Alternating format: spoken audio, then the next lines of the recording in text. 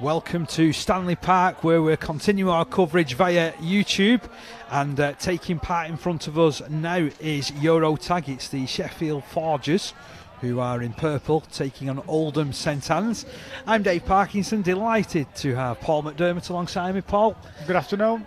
Great to have you here, and you can tell me a little bit more about this as they're taking the ball down the left-hand side. I can already see it's a step up in pace, this.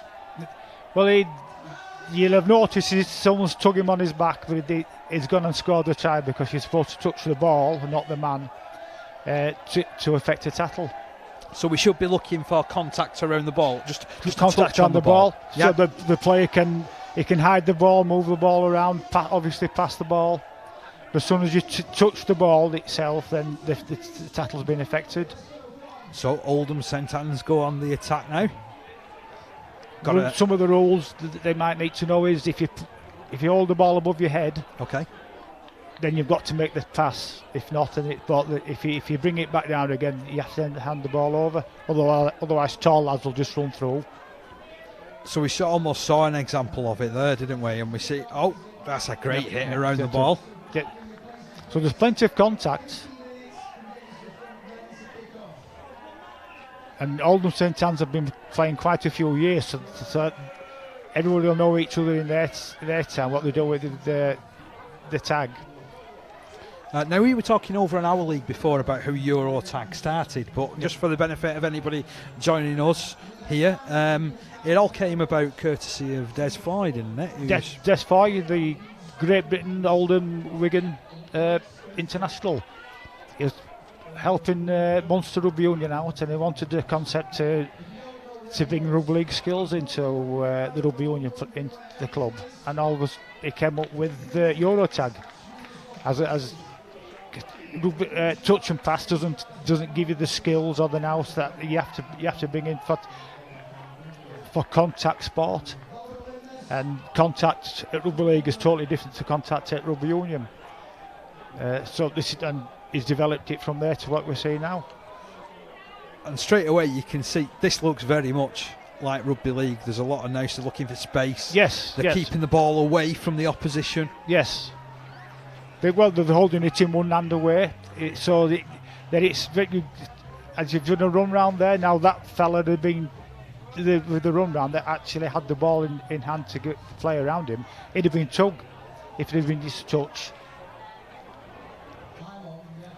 So we see the ball come into the middle, swept to the right hand side, just gone to ground though. So it's turnover.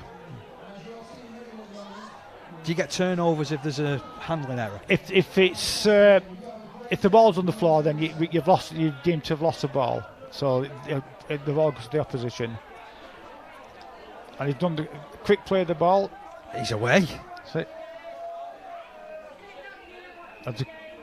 And to score, I'm guessing you've just got to run over the line. You just go over the line, because otherwise, if you go on the fall, we're trying to avoid any serious injuries, and people can get injured scoring tries out there. So just go over the line, and it's like American football. It's straight touchdown. And you scored, yeah. So, Oldham, lovely dummy that, by the way, then.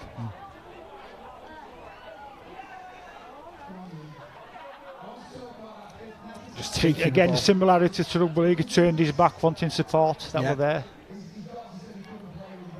So it's encouraging players to be to use the nous, really, isn't it? Yes. And to keep the ball moving, and in a position where they can promote the ball. Exactly, and to use the skills that you might have. Some people are very fast, some people are evasive, some people have got good hands. So what you can do in Eurotag is you can make contact, bounce off, hold the ball out, and then you've got the players should use their skills in support play, and then you support that supporting play. Very, very similar to rugby league. I've noticed they're almost ruling every time the ball hits the floor from a pass. It's a turnover. Yeah, it's poor skills. Right, okay. You get penalising poor skills. You get rewarded for keeping the ball alive, but if it goes to ground, there's an error with it. Yeah. Like that then, he's got caught, poor skill, hand over. And there's some of that physicality which we spoke about before. Oh, lovely dummy. Looks around for support. No one's quite there. Has to take the tag. He's a big fella. He's giving it because it's obstruction. He's give obstruction there. Okay. Oh, ball goes to ground. Still going to keep hold of it though. Good work. They Excellent support down that side there. it encourages support play. Well, to be fair, I mean that's what rugby league's been built on over the years. It is exactly. I'm liking this because I can see you can tell the real variations from the touch, and there is an element of that physicality there. Kick as well. It's a good kick, just taken out of play there by Sheffield Forgers. Yep.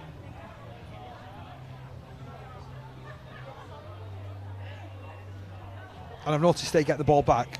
Is that because he's gone out of play from the other team? Yep. That just shows you can play this game in any attire, baseball cap and all. Oh, I thought it was away for a sec. So Sheffield Forgers got a bit lazy there. They didn't look to see where the defender was, but he wasn't stood square, so that's why he's been brought back with it. So have you found this is a successful way for bringing people in that area into rugby league? Yes. With the background of this? Yes, yeah. It's the play the ball area in the ruck area is very, very similar to how you would play rugby league.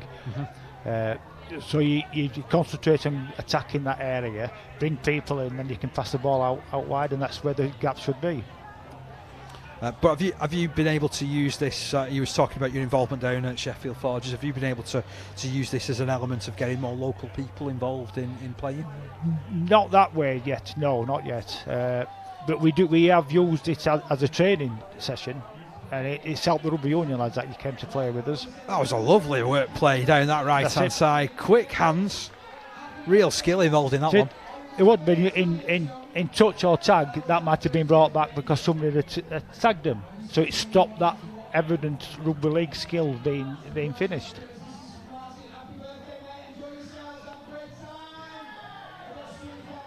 I'm actually looking at this variation of rugby, this Euro tag. I can see this as a real positive way forward.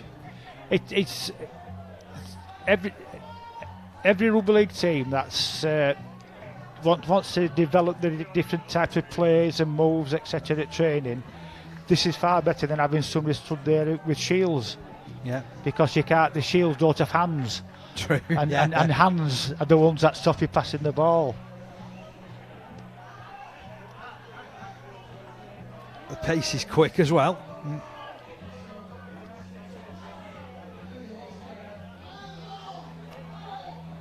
Just loses the ball. I think he's pulled in Des pulled, offside there. So he's been tugged 4 times as a player, but he hasn't tugged the ball. Oh, that's good running. Great play down that left-hand side. Now that is rugby league. Yeah. I think it's the missing link, like I said, between everything else, every other type of touch rugby. That was a really good play as well, that. Get him into that gap. In fact, he almost worked that gap himself, didn't he? Yes. Well, I think one of the reasons he developed Eurotag, Des, was to show the Rugby Union lads itself, there are more gaps around this area. Instead of going to that area and executing the plan from that area, on the way there are opportunities to score. The opportunity to add other gaps that you won't necessarily notice. Well, I mean, particularly in that sport, in rugby union, it's almost like set up play to set up play to set up play to set up play, and then eventually there's a move on. Yeah, you can't do that in rugby league. You've got to get to the point and go. Let's see what. Oh, that's good play from the Forgers there. Just stopping the movement dead in its tracks.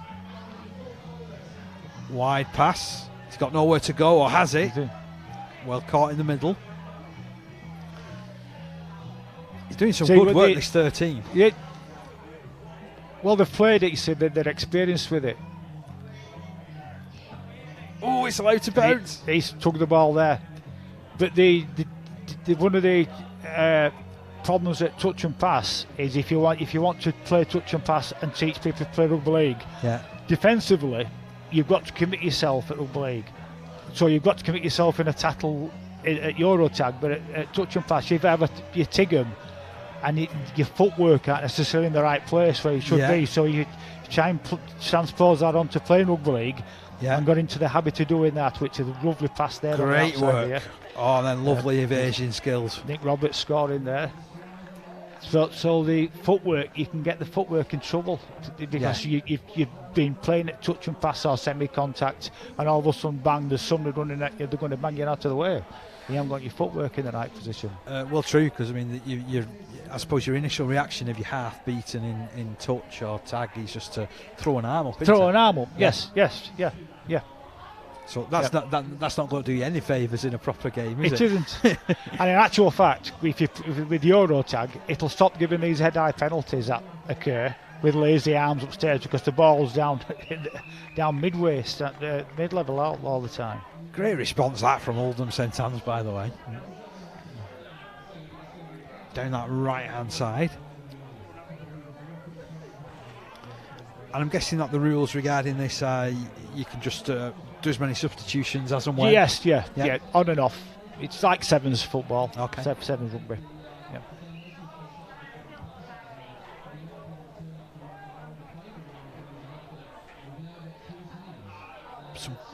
Step over. Not seen that in a while. Yes. Nice work down that right-hand side. Lovely evasive skills. Oh, he's just been stopped. I don't know why he's pulled him back there. Just somehow. There's a despairing dive at the ball, I think. You see, even though I'm connected with Sheffield Forges, the fellow that was playing the ball, he were out of order because he should have played the ball and stepped forward and prevented the fellow from jumping round. So all this adds to the skills of rugby league again. And that is half time with a great score again. I think that was his second try of the game. Zipping through. Referee's wearing a Malta shirt.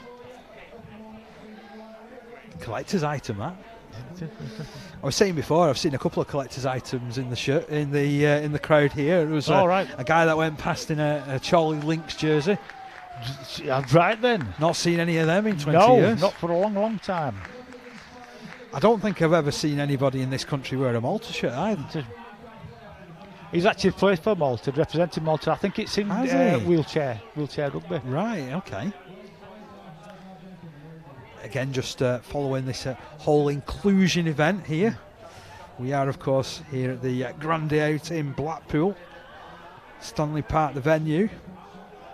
At the arena here, which has seen a morning of Learning Disability Super League with Warrington, St Helens, Hull, Kingston Rovers, Wakefield, Widnes and Castleford all involved.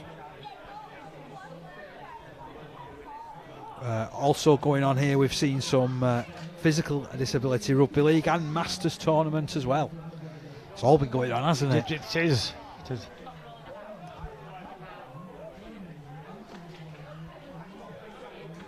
Played Masters a month ago at Eastbourne. They had an event there. There were a couple of thousand people there at that time. The one thing I found, it's the first time I played Masters, you're not allowed to hand off. Oh, are you not? No, and it caught me out half a dozen times. I nearly killed a 70-year-old. I knew all about the golden shorts because I'm 62, so I knew all about the golden shorts. And it's formed a tag off me. Right, okay. And I saw this bloke in a green pair of shorts. He didn't look that old. Apparently he's 70. Green is 70. I automatically handed him off. And right, okay. I thought they were ringing a coffin on for him. See, I didn't know that. I didn't know that you couldn't hand off in Masters. No, you can't. See, I'm learning all the time. Part of my game. I took my hand off and I was useless after that.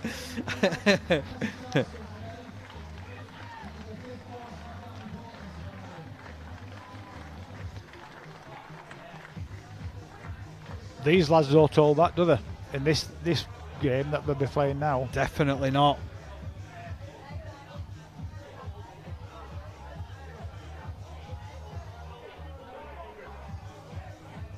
But yeah, it was a good example that of Euro tag. Enjoyed that. Yes, it's got it. I think you have to play it to appreciate it.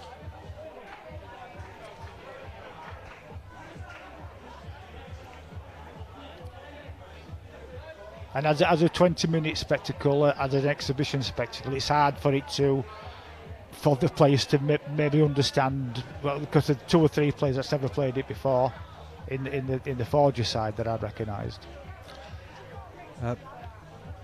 Paul, thank you for all your efforts with us for the time being. I Not will a catch up with problem. you again in a couple of minutes, if that's okay. That's fine, yeah. All yeah, right. Okay. And we've just got this other game that started off.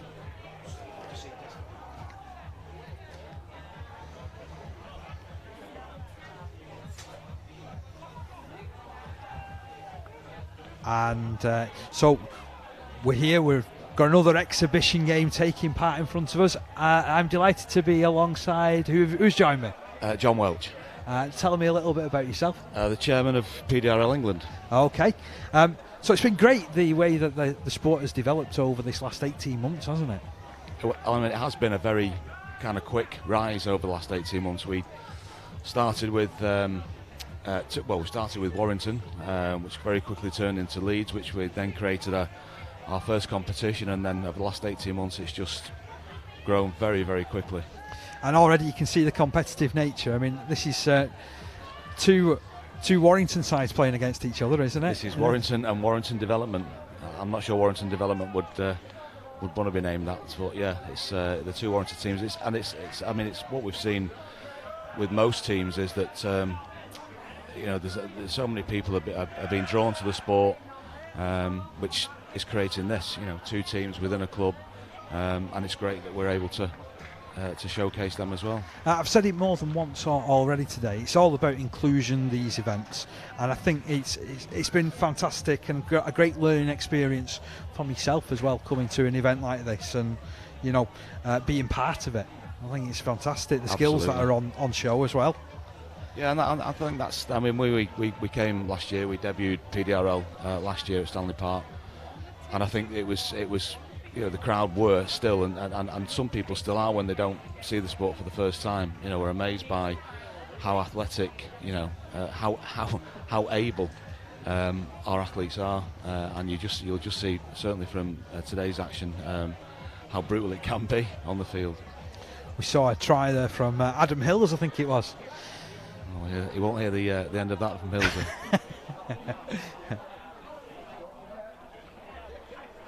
So back to the halfway line. I'm really encouraged by the numbers, actually. The fact that Warrington, as an example, can name a first team and a development side as well. Yeah. I mean, it's good that we're not. I mean, it's very easy to kind of feel one team and lose people to the sport. The whole idea behind this, by creating our sport, was to make it all inclusive. So anyone can play the game of rugby league, at whatever level. And we've seen, you look across the park today, and there's a number of other variants of the sport. But it'd be heartbreaking, really, if you've got people who have not been able to play the game in the past. They come down to one of our foundation clubs, get to play the game, and it's great. It's great to see. We're not losing anybody. So what plans are afoot to expand? Is that a good question? I saw you sort of raise your eyebrow then. It's like, oh no, I can't believe he's asked me such a question at this stage. Not at all. We're more than happy to talk about the development of the sport. I mean, the whole idea this year was to create a league, which we've done in the format of a festival environment. Going forward next year, I think this has been very successful, so there's no reason why either this won't stay as it is. Hopefully, if we can get another couple of teams involved, our big goal is certainly moving forward, I think, as the rest of the country, to 2021 Rugby World Cup. We're hopefully, I think we are going to have a festival within the World Cup, so we're not going to perform part of the main World Cup, which is wheelchair women's and men's, but PDRL, along with teachers, army, there's a number of other variants of the sport that will be showcased in 2021. In order for us to do that, we need to create Team England. So that's probably the next goal over next 18 months, 2 years, in that we put together from all the teams that are playing, and we've got some great athletes to choose from, an England team to compete against what currently is going to be Australia and New Zealand, the other two countries playing the sport. So very exciting times. That is exciting. I mean, when you even mentioned the chance to play against Australia and New Zealand, I mean, that doesn't get much tougher than that, does it? I mean, Warrington went to Australia last year, played in the inaugural World Club Challenge against South Sydney, as Hilsey makes another break. And then we've had 3 of the Wakefield players went over to Gold Coast to meet up with the Titans, and they had a good experience out there playing the game. Another try. Oh, lovely footwork. He's done it. He only has to tag him. There he is. There we are. So obviously there as well, there's different variations dependent on what somebody's physical disability is for what counts as a tackle. Yeah, so we've got the 2 variants of the shorts. I mean, you've got the team shorts, which are obviously team colours, and then we've got red shorts. And red shorts is to be tagged. Okay. And there's many reasons for that. You could get some players that are not overly confident about wanting to actually enact tackles. But a lot of the red shorts. Well, at the minute we've got the ladies who play the sport playing red shorts. Okay. And we've got a number of players that have had brain injuries in the past. So it was thought by the RFL and certainly ourselves as a committee that what we didn't want to do is put anyone at risk of further injuries. So anyone that's had head injuries, severe head injuries, then we put them as red shorts. I'm really encouraged by something that you just said there about the women that are also involved. I mean, here we see an example of it. It's Grace it again shows that further example, doesn't it, of inclusiveness. Absolutely. And again, it's one of those, we've been approached by a number of people who it's difficult because they probably don't qualify to play PD. But what they do then is we point them in the direction of, as we've seen today, there's Euro tag, there's touch and tag rugby. There's various forms that we should never ever lose anyone to the game of rugby league by letting them take part in whatever variation. And hopefully moving forward we don't, because there's that much on offer, isn't there? The rugby league offers so much. Absolutely, yeah, absolutely. Liking the skill there on the kick and the pick up.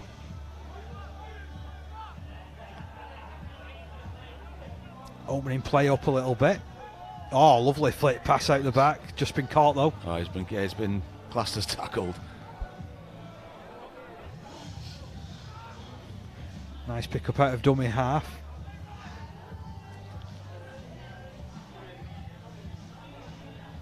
Break through the middle.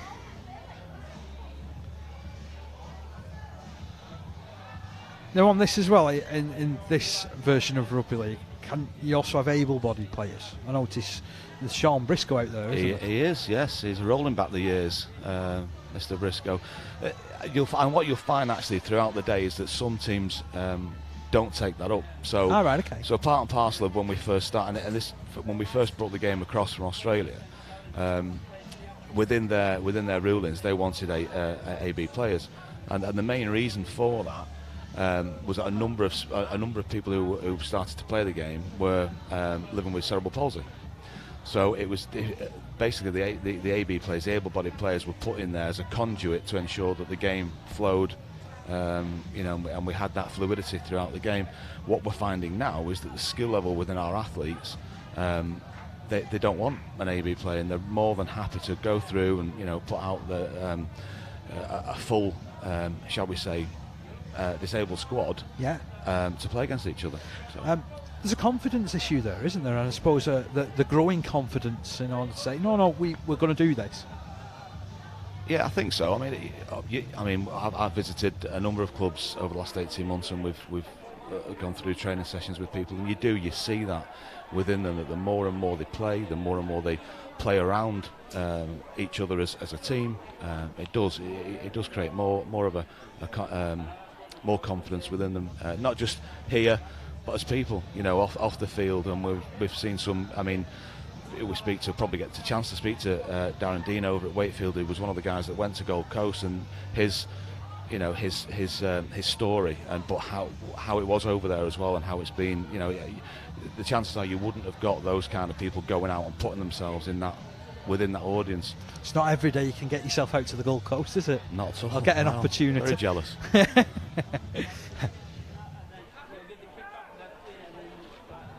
So moving this ball down this right hand side, looking around for support. Oh, there's Leon just come on the field. Young Leon chasing back. And again, how good is that? Because I mean, Leon, there must be what, 7, 8 years old? He's about 8 now. Yeah. He's probably is the youngest. Warrington have got a couple of really young players, and it's one of the things we've toiled with at the RFL is to kind of understand at what age level do we allow, you know, the players to start. And I think from a competitive point of view, we're going to be restricted for health and safety. And I think we're looking at the minute it's 16. Okay.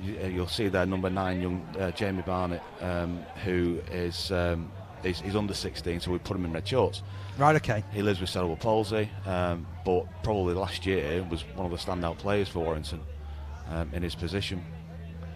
And that's the encouraging thing about it as well. You mentioned they're a young player, bodes well for the future, doesn't it? Absolutely. I mean, you know, we're 18 months old. That's all we are, and we look round, and yes, there's people who have never had an opportunity to play our game and are playing the game, and there's the younger generation, young Leon that's on the wing here now at 8 years old. He's only going to prosper and get better around these guys and working through to becoming a potentially, you know, full contact PD player. A superstar of tomorrow. Very possibly. Oh, a bit of a not being taken here. It's a shame. He's put in some really good runs in this game so far. I'm sure he'll be up and taking the ball in again very soon.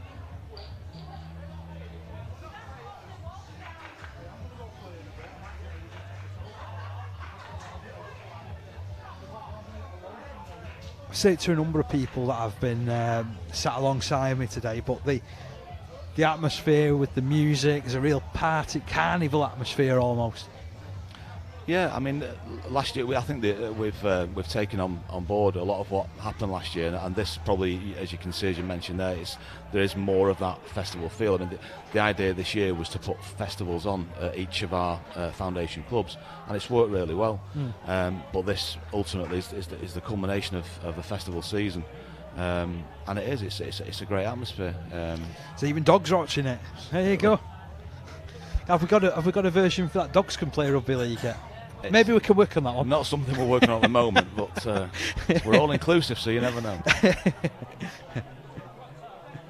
Bijan United, I think that one. Very droll. White and fluffy. Lots of concern. If they said Dijon Rovers, that might have been even better. Dijon Rovers, there you go. See.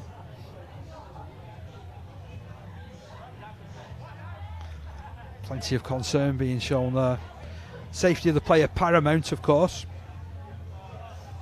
Yeah, and the good thing we've found with our sport as well, and that's Becky, who's Warrington's physio, but we've really got some great people assisting the sport on the sidelines who have got player safety, which is quite paramount, and that's, ultimately at the end of the day, we are representing rugby league clubs, and the last thing we need is injuries to contend with. So it's the support staff's been fantastic as well the last 18 months. You just saw an example on the screen flashed up there of younger support staff, it would be fair to say, passing the ball to each other as we just scan round.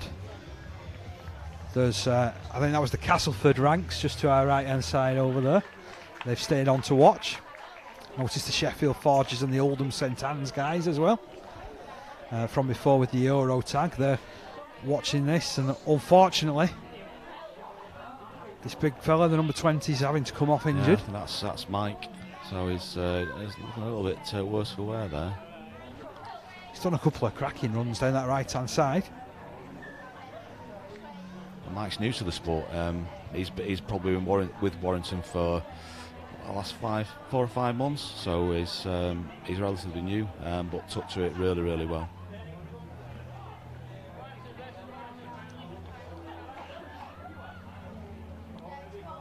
And again, some unsure contact. He's off. That's brilliant running. Absolutely astounding try. Looking back, is he still there?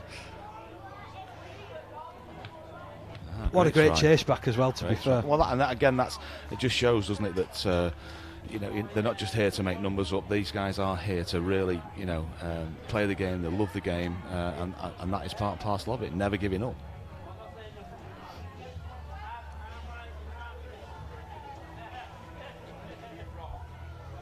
So how long have you been involved in your position? Well, it was about 18 months ago that I brought the sport into the UK. So it was after a conversation with George Tonner, who's the principal founder of PD Rugby in Australia, and I knew Neil Kelly, who's is the foundation director at Warrington, and I just said, I've seen something that I think we need to have a look at. And at that same time, Adam Hills was making phone calls because he'd seen something again into Australia and said, I'm really keen to be involved. How do I get involved? And he was quite bluntly turned round in Australia to say, well, you can't do anything because you live in London. Oh, right, okay. So they've even got that selection policy. Absolutely. So interestingly, all around about the same time, Adam had seen in the news that Warrington were doing something, and he got in touch, and the rest is a very short history at the moment. But hopefully something that's got a very long history in front of it, a very long future. Absolutely. We brought it into. Well, initially we didn't know. The first game we played, 4th of February last year, we had 1,800 people to 2,000 people at Warrington's Essex Stadium watched Leeds and Warrington play, and at that point, that's we didn't know it was going to be a success. At that point, we realised that it's something very special, and all we've done really is just grow it and grow it. What a venue to start it off at as well. I mean, it's a really good venue, that in Warrington, isn't it? Yeah, we were very lucky in that Warrington kind of backed us on that as well, and we had the Wolfie down, we had the dancers, the cheerleaders, and again the crowd just found it phenomenal. It was just a really, really good day, and we've just progressed it from there ever since. Here we see the development side on the attack. One pass to the right hand side. Oof. Great challenge there. Just 5 metres out from the line. Last tackle here. Working the ball to the open side. Kick comes in. I like the intent there. And again, you can see the frustration in Josh where the ball's gone dead, and he'd be keen to get after that and try and score a try.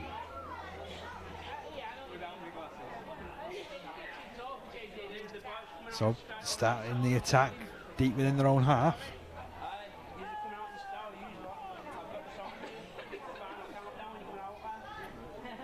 Ball coming down this right hand side. Again, just caught.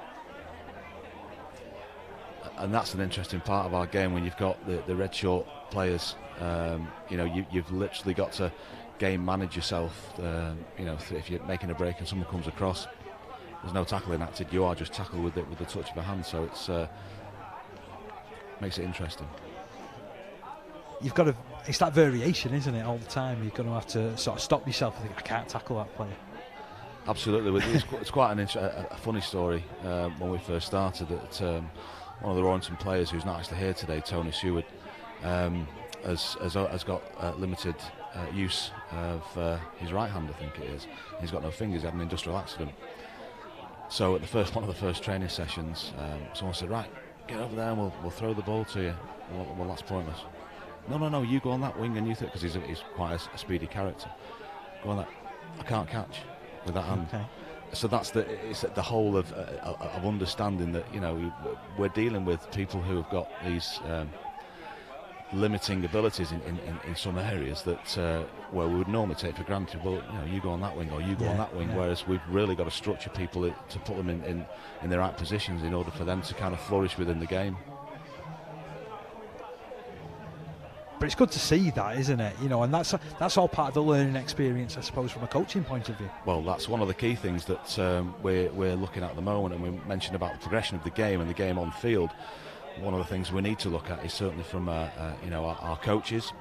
So if we've got people doing level 2. You know, as part of that level 2, we do need to incorporate an element of disability coaching for them to understand, certainly in different ways, the restrictions placed on some of the players. I think especially with the way that Rugby League is so inclusive, then you're right, it does need to get included in it, doesn't it? Yeah, and that's one of the things we've looked at from a committee point of view, is to try and understand what we need to put in place in order for everything on the field to happen right, and that comes down. We're just looking there at the referee. I mean, you know, we've these guys are adapting themselves to the rules, and it's a learning curve for them as well. So you know, everyone on the field, you know, from players, coaches, referees, and support staff, are learning all the time. I suppose that's got to be exciting, though, hasn't it? As well, that's a real plus point for the sport. Everybody's learning all at the same time. Oh yeah, and you know, we're all learning together. One of the festivals we had recently was a case of it was a new referee. The long ball goes out to Adam. What a pass that was! I'm sure he was touched then. Yes, he was. A recent tournament we had where we had a new referee, and which we need. We need our game to. You know, without referees, our game doesn't work, and so both teams were asked to, you know, can we assist the referee as we go through the game? And it's great to see, because normally I think open age rugby or any other format of rugby would be a case of no, let him do it himself, you know. So no, but it's really good to see. So if somebody's watching this and they're thinking, you know what, this is just my bag. How did they get themselves involved? What do they have to do? Well, one of the key things we did when we first brought the sport in is we ensured that we took it to, you know, our highest governing body, so the RFL, and the RFL will push the sport, and we initially pushed it throughout the foundations within rugby clubs. But what we've done at the moment is, because of how the foundation works, try for the development side. Great try through the middle there. Because of the way that the way it's run, from a foundation point of view, they have disability coaches in place already, right, offering within the community. You know, it could be disabled dance, it could be a number of other forms of disabled activities. So we pushed it through the foundation. So anyone watching the sport who's really interested, for me, the first starting point is contact the foundations of our rugby league clubs. If there's no foundation in place, contact the RFL. Okay. So you can go online, and if you go in rugby-league.com /PDRL, all the details are on there about how they can contact us, and just if you're interested, get in touch, definitely. I'm enjoying my first experience of this sport. It's great. Dummy brought down the left hand side. Oh, lovely step. Got himself in an opening. Oh, he's just been tagged. He just got him. Just been got. Good chase back. Ball coming down that right hand. So what a hit! Cut him in two. That's our sport all over. Crunching tackles. Excellent tackle. Down the right hand side, ball moved. Continued to go down that way. Just the pass was a little bit dipping in front of the man. Little chip through.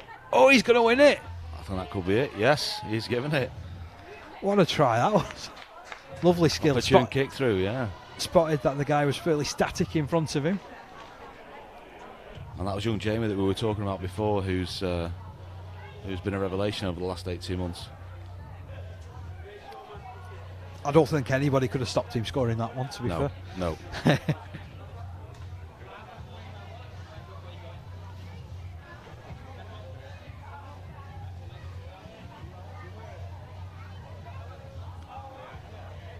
Got to say the weather has been kind to us here as well at Stanley Park today. It was a lot better than 12 months ago. I 12 believe, months ago we were sat in this stand dripping wet. The rain was relentless, so it's great that we've got this. The weather's blessed us today. It allows the game to be fast and flowing, and the crowd get to see it for what it should be as well.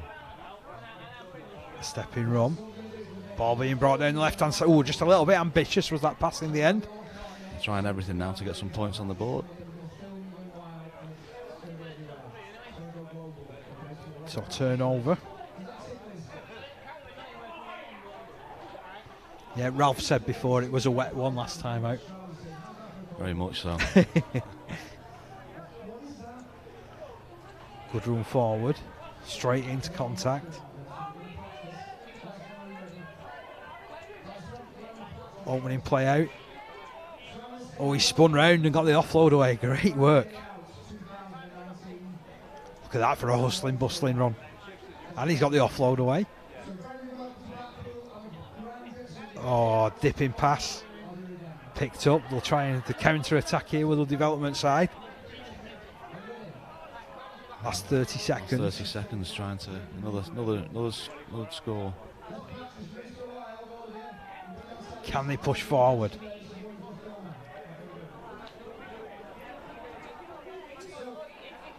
Oh, inside ball. Just goes to ground. Just unlucky. Was unfortunate that. Still they're in possession. Oh, look at that. Lovely short pass. Got to carry on and push for the line. So we're in the hands of the referee now. We're playing a bit of stoppage time here, yeah, for the injury before.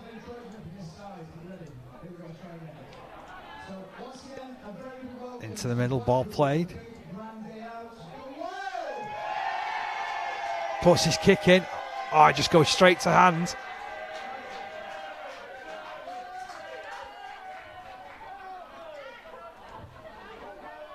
Another stepping run forward.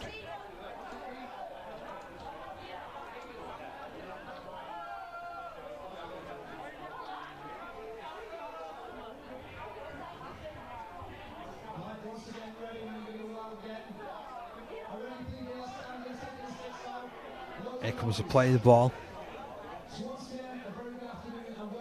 Only knows one direction. That was a great tackle as well, that. Great defence. Really got in. Full shoulder contact in that hit. Two of them hug. That's the other thing we've had to contend with recently is a few of our players throughout a number of teams have got prosthetic limbs, so running in that hard with a titanium leg is, again, we've got health and safety issues, but we're monitoring that, and the guys look after themselves as well. There's got a number of bits of padding around it, so it's trying not to oh, what a kick that is. Players. Just unlucky. Didn't quite sit up, but we've got a counter-attacking position here. Oh, some great pace being shown. Just tackled down the touchline though. Shocking tactics from Sean Briscoe there.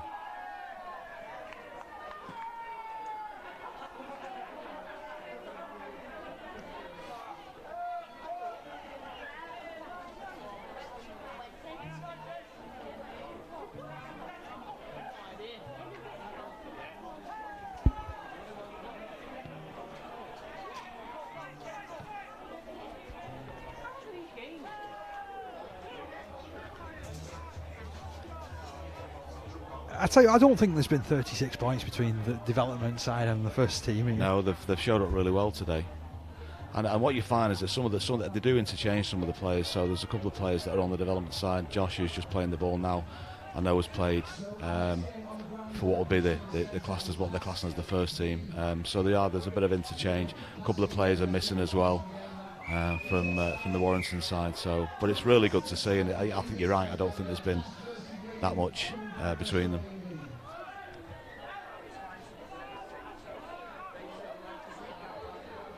Ball back on the last tackle.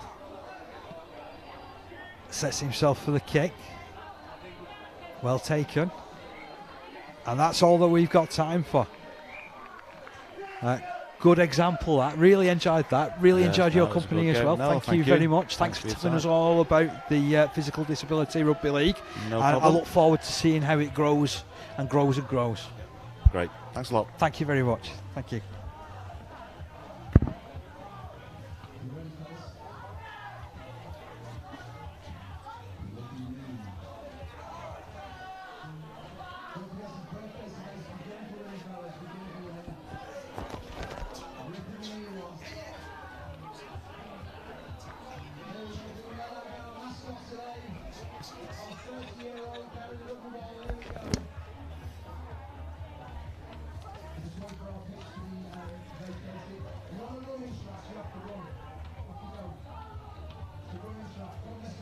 I'm delighted to be joined by Craig Richards.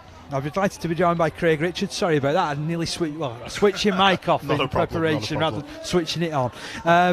Good to have you with me. Where shall we start? Let's start first of all with Learning Disability Rugby League. What's your involvement with the sport?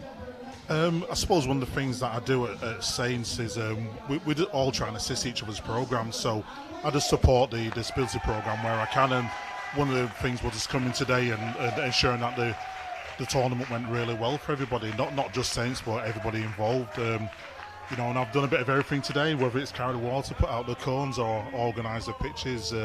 It's just helping out on the day, really.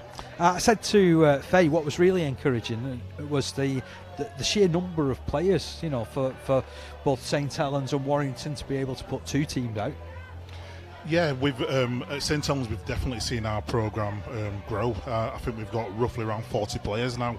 I remember the days where there was half a dozen kids and adults on the pitch training. We just didn't really know where we would get to.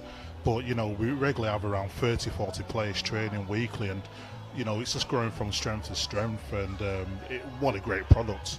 What do you put that down to? Because like you said, you weren't sure.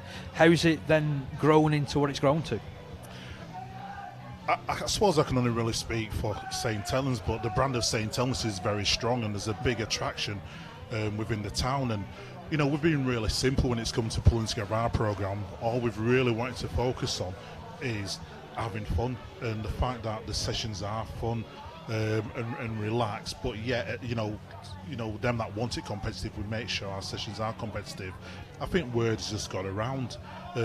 We also have some really great staff. I've got to mention people like Gareth Foster, who runs a really good disability programme within the town. So I suppose spreading the gospel through the brand of the club, the hard work of people like Gareth, has seen the numbers rocket in St Helens, and you only have to look at the other clubs. It's obviously there's similar things happening for them as well.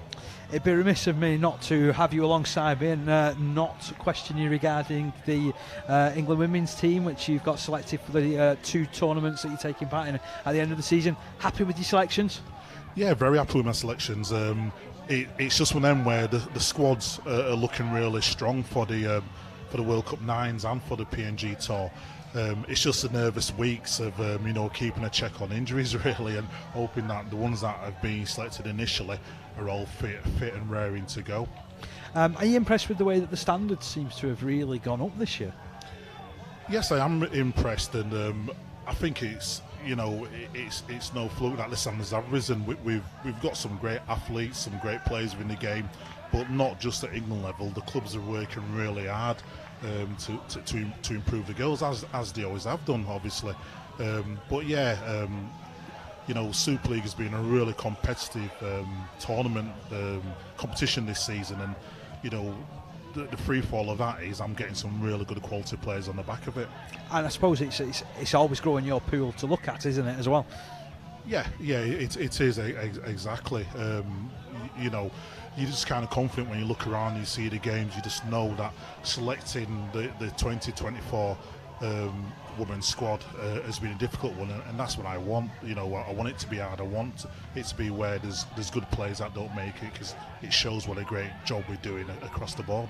And I've already mentioned as well some of the younger players that are starting to push through. I mean, I was delighted to be commentating on, I think it was the Challenge Plate final involving the Army, and young Abby Eatock at fullback, only 18 years of age, just been picked up by Leeds. She's been played a couple of Super League games already, and she's just one of many stories and many young talented ladies that are starting to push through. Yeah, definitely.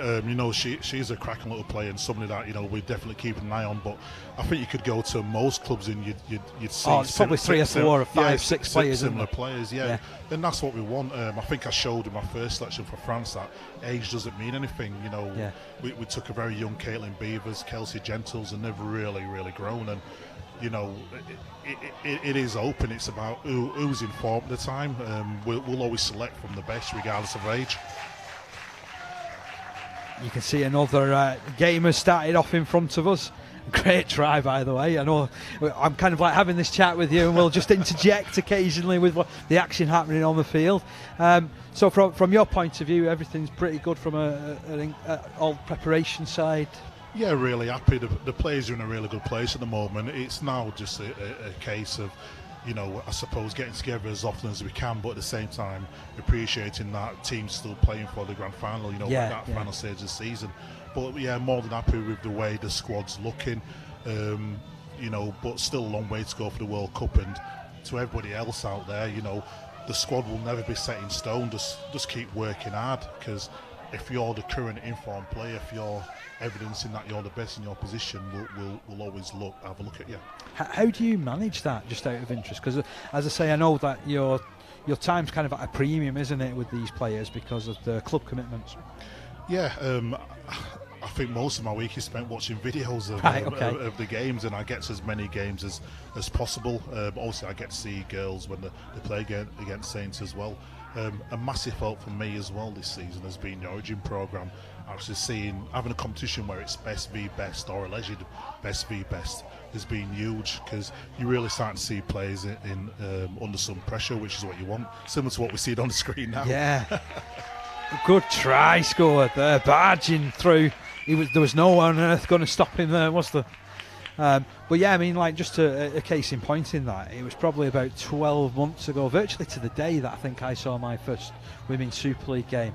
The standards of that have grown. I've had the great pleasure of covering it on a more regular basis this season. The fact that you mentioned there about the Origin coming in, I mean, we saw two really tightly contested games, didn't we? Yeah, and that's pretty much what we want.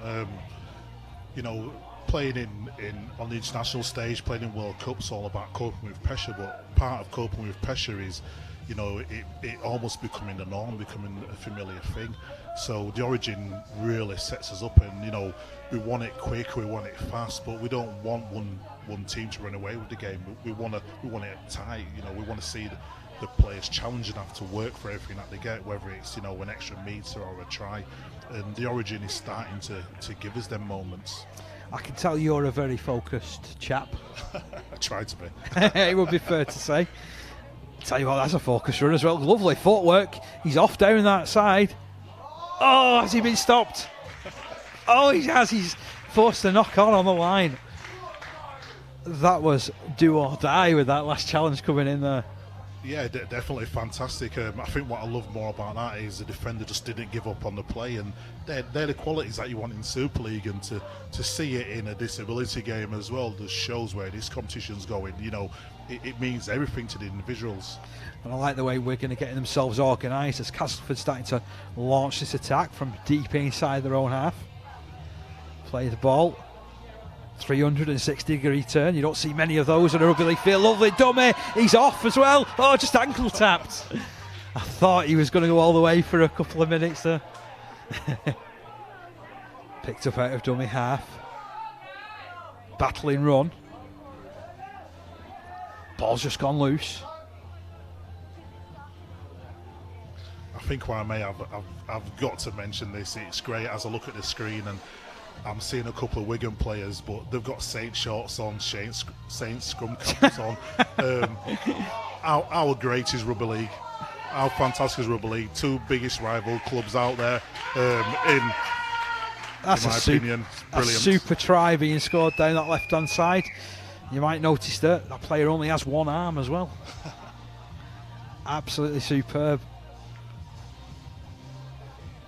But like you mentioned, I think you couldn't really have any other sport where it's like that sort of inclusion, could you? And okay, someone might be there with the Saints regalia on, but wearing another team shirt. I mean, other sports will say it, but being in amongst Rugby League, we're biased, but we can truly say we all love the game, and these guys love the game, and the fact that you've got a couple of Saints players turn out for Wigan in mixed kit, it's fantastic. That is just a love of the game. It overcomes rivalries, if you like. Well, we've heard the stories that have gone on where it's all about the social inclusion. It's been making friends. It's been colleagues, those friendships, those team skills. It's developing the individual, isn't it, as well? Yeah, of course it is, and that's got to be at the core of any level you play at. You know, you're not just trying to develop a player; you're developing the person. But in particular with this, these programs, the LDRL, the PDRL, you see that in almost exaggerated in abundance, where you're making a big difference to people's lives. I look at the concern being shown there. He just ended up being in the wrong place at the wrong time, unfortunately. That player there, bit of friendly fire, I think, headed his way. Unfortunately, yeah, similar to a game I saw last night, a little bit of friendly fire. It's part and parcel, but it's great how both teams show concern, and you know, I'm sure it'll be up in a few minutes, and it'll be cracking on with it, hopefully. And the good thing about this example of the sport, Craig, is that it's end to end as well. Both sides have been making meters galore. You can see a lot of the rugby skills, a lot of those core things that they've been working on.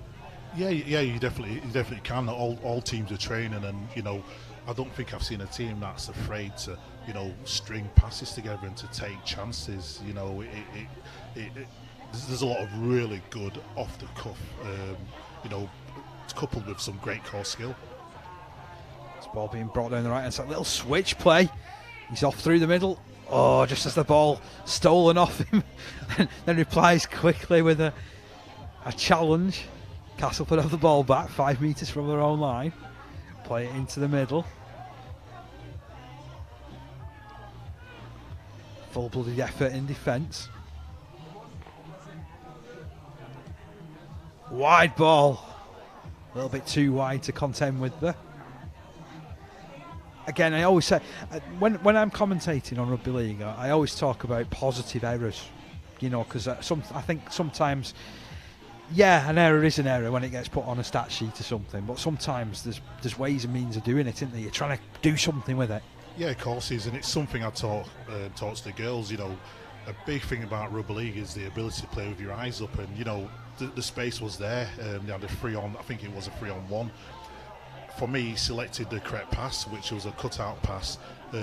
You know, you would never knock that as a coach. All you would do is you just want to work on the skill, work on the execution. If you can see it in the first place, it's a plus. Chip and chase, he's after it. He's dribbling it forward.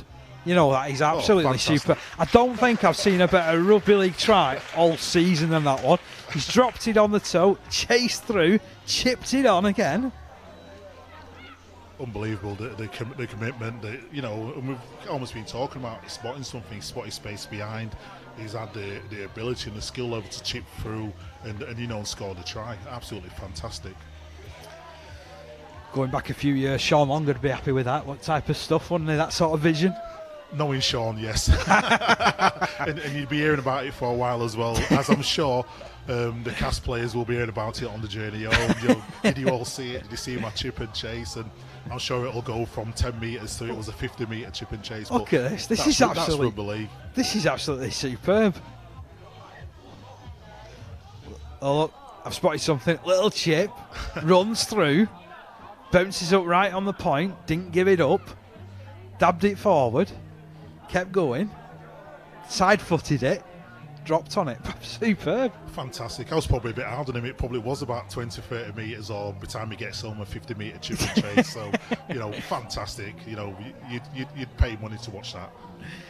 Wigan back in possession, run around play. Oh, look at that for a pass out. I like, again, love the ambition. You have to chase back just to drop on it, though. It's been heavily involved. Oh, and the ball just goes to the ground there.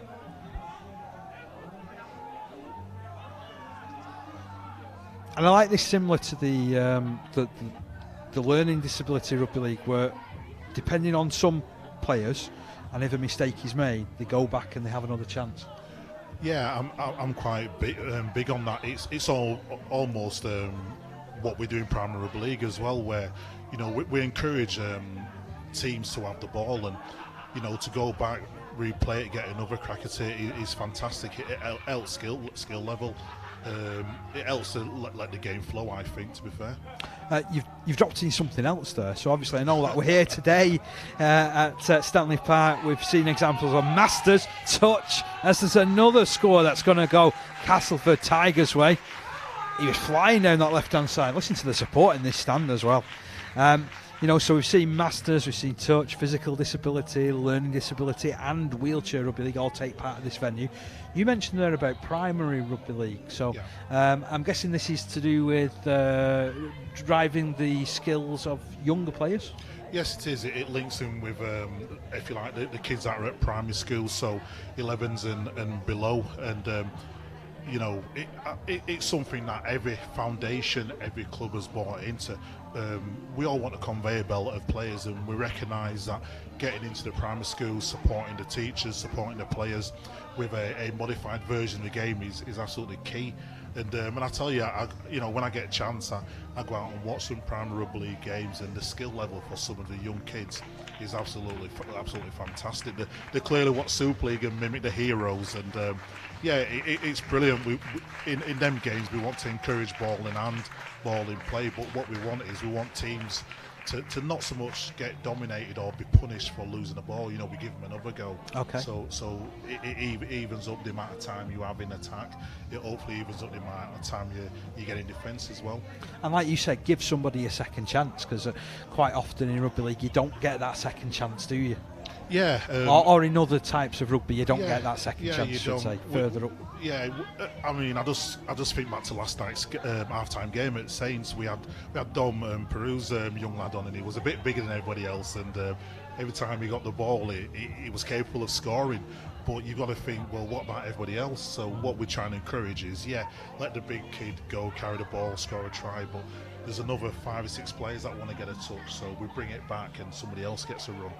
And that's a really good thing, that, because I mean that's something that you know, I've certainly levelled at amateur clubs.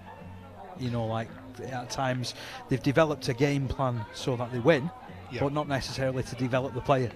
Yeah, exactly, and you know what we never want to do. We never want to take away a competitive edge with individuals, but what we've got to realise is we've got to do what will help develop the kids. And I suppose it's similar to football, the small-sided games. Everybody gets a touch. That's what we want to encourage in Premier Rugby League. But we need to, for me, encourage it in PDRL, LDRL. We want players to have a touch. We want players to make a tackle, because at the end of the day, that's how we improve. Certainly is, and Wigan pushing forward about 20 metres shy of that line. Good handoff, good evasion, lovely Good skill. offload, great offload. That is an outstanding. Oh, has he got it? Has he got it? He has.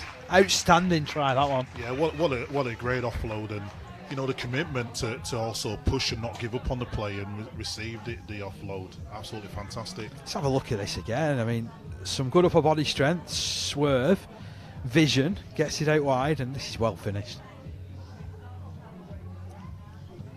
Tell you what, Liam Marshall would be proud of that one. I think most people would be. I think Sean O'Loughlin would have been very proud of that offload as well, to be fair. Wonderful play. Off Castleford go again. Up by 12 points in this exhibition game. There's a real player there with that number 11. He's almost Liam Watts-esque, isn't he? Yeah. Big, tall, rangy, carries the ball well, smart. Liking the work he's been doing as well around dummy half, the 6.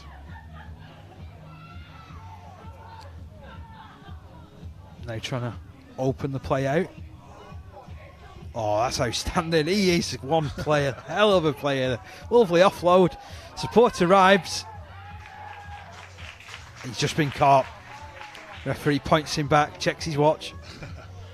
I think one of the things to point out as well is within the teams there's a certain amount of able-bodied players. They tend to be the guys in the bibs, and I think what we're seeing from them is a lot of unselfish play where they make sure that everybody else gets involved. We saw it from Sean Briscoe earlier, where he's marshalling, organising, almost like an on-field coach, and I think that they need to be commended for the work they do to encourage the others and make sure everybody's involved, everybody gets a carry. Absolutely fantastic job they do on the pitch. As you mentioned, it's developing, isn't it? It's that development role they've got of sort of cajoling players along. Yeah, it is. I think most players, myself included, if I was on there and I saw a try in front of me, I'd want to score. These guys show get control, and at times you can see the more about everybody else having a carry, as we saw with that fantastic long pass from one of the able-bodied players. I can't praise him enough, to be honest, for the job they're doing. It's being selfless, really, isn't it? That's the best way of describing it. Or just caught on the edge there. Yeah, it's selfless, and it's a great life skill to have. It's that emotional intelligence, if you want to put it in them, almost putting yourself second, which most sports people would struggle to do, to be fair. Lovely pick up. Lovely step. Oh, has he just been got? He has. He's got to have to trail his way back 20 metres there. But there's no argument that they follow the rules, they follow the referee's instructions. Again, something everybody could learn from. Good work down that right-hand side. Pass just goes to ground. Lovely pick up. We'll have another opportunity though. Just what we talked about. Wide ball. Good challenge on that far right-hand side.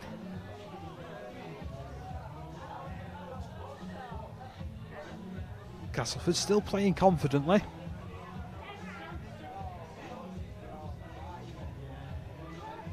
There's a big surge coming in. The more you watch the sides, you can almost see sprinkles of the first team Super League team in terms of the style they play, like that one-handed offload. Absolutely fantastic. Are they organised down that right-hand side? Oh, ball ripped out at the last minute. I think it saved a try being scored, in all honesty. Yeah, absolutely fantastic. Definitely took the correct tackle selection in that situation. The big number 11 would have been an handful to stop. It was probably the only way he was going to save it. Well played, that man. Weaving run forward. He'll play that ball 5 metres out from the line. Play just being opened up down the left-hand side. Oh, brilliant. Absolutely outstanding. Fantastic. Absolutely fantastic. So much to admire there, isn't there? That is skillful. The dummy, the footwork, the vision. And the fact it's the most understated try celebration I've seen in ages as well. I like that. He obviously does it on a regular basis. It's just what I do. Castleford extending their advantage.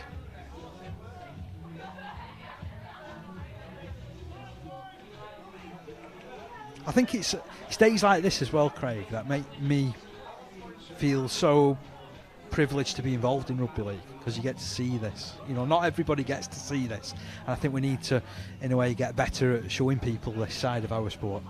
Yeah, we've got to be better at showcasing this. There has been a few games before Super League games, while the crowd are coming in, so clubs are doing their best. But yeah, it needs to be out to a bigger audience, because you can't help but be blown away with what we're witnessing, what we're a part of, really, because we've all worked here today and being a part of it. We're going to play this ball about 20 metres out from the line. Bringing the ball down this left-hand side again.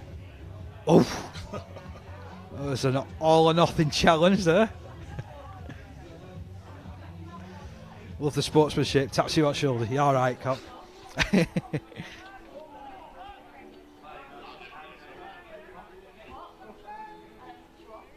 It's turned into the most glorious of afternoons as well, the September sunshine. We definitely did well ordering the weather today. Definitely did well.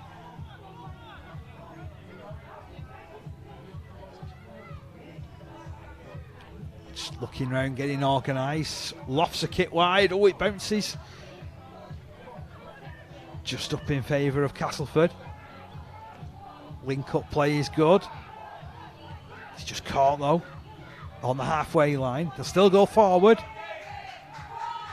He's eased his way into another opening. Lovely step. Oh no! Oh, everything right until the put down. I don't want to say much, but I think you may have jinxed him there. I believe they call that commentator's curse. He won't be the first player this season to have suffered the Dave Parkey commentator's curse there. To be fair, I think the number 3 for Castleford has been a difference between the two sides. Yeah. It's been immense. Closely followed by the 11, really. Who's just gone over. Scored, yeah. Yeah, at this sort of level, sometimes it is just that one player, isn't it? Yeah, it is. I think, I think at every level of the game, you're looking for that one player that's got almost that X factor. Can create something from nothing, and it looks as though this Castleford team have definitely found that one player in their team. So Wigan bringing this ball back to the halfway line as the clock ticks down. I think we always talk about the resilience of the Wigan sides, and this side's showing that regardless of the result. They're definitely not giving in. They'll keep pushing to the very last second, which is it's great. It's fantastic to see. It really is. You can certainly see that, getting themselves organised as well, Wigan. This fella's been full-blooded. He plays the ball now. One pass to the left, looking for work on the right-hand side. Oh, good hand-off. Has he got enough? He has. That's a super try. Second of the game.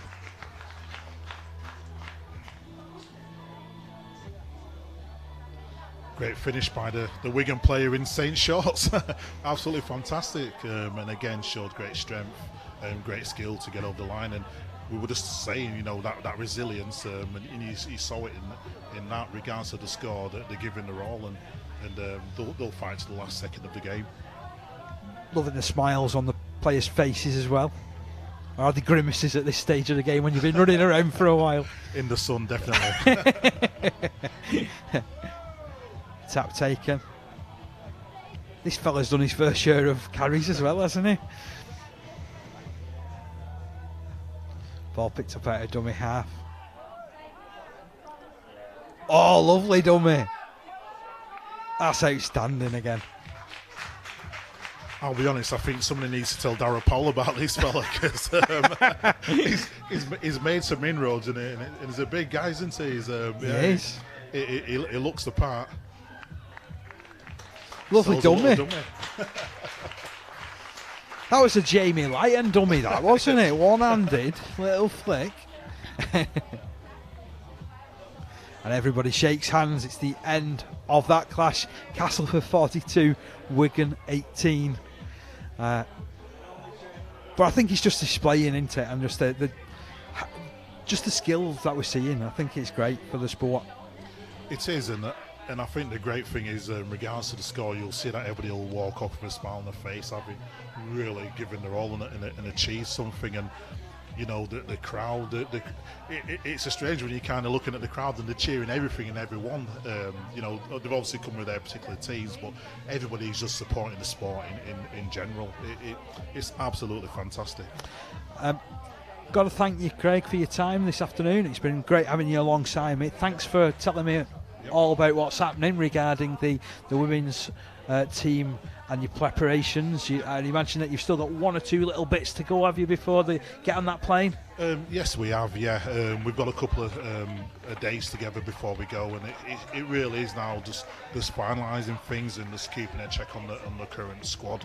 But we're lucky as well. We've got some quality time when we get out there where we can really, if you like, put the icing on the cake and work on one or two things that we want to start doing as a group, building towards the World Cup. I'm excited for you, the fact that you'll get to play in an international nines competition and play out in Papua New Guinea as well. Yeah, it really is exciting. It's always personally been an ambition to go to Papua New Guinea, so to get that chance, it is absolutely fantastic. But at the end of the day, we're there to play in competitions, and we want to come away with the spoils. We're not there to make up numbers. We feel we've got a strong squad. It is building towards the World Cup, but we're determined to go out there and have a real good go at both tours. I look forward to catching up with you upon your return. Best of luck. Thank you very much. Thank you.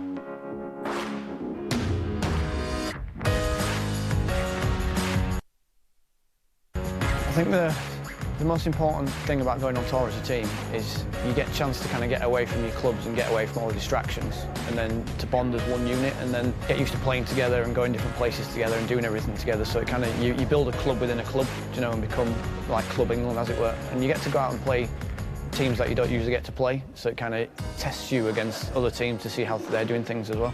I think we've got something to prove after the last World Cup. France narrowly beating us in the final, so it's there's a couple of changes in their squad, a couple of changes in ours, and I think it's just going to be a really good stepping stone to really knit the team together and put in the process that we want to for that World Cup.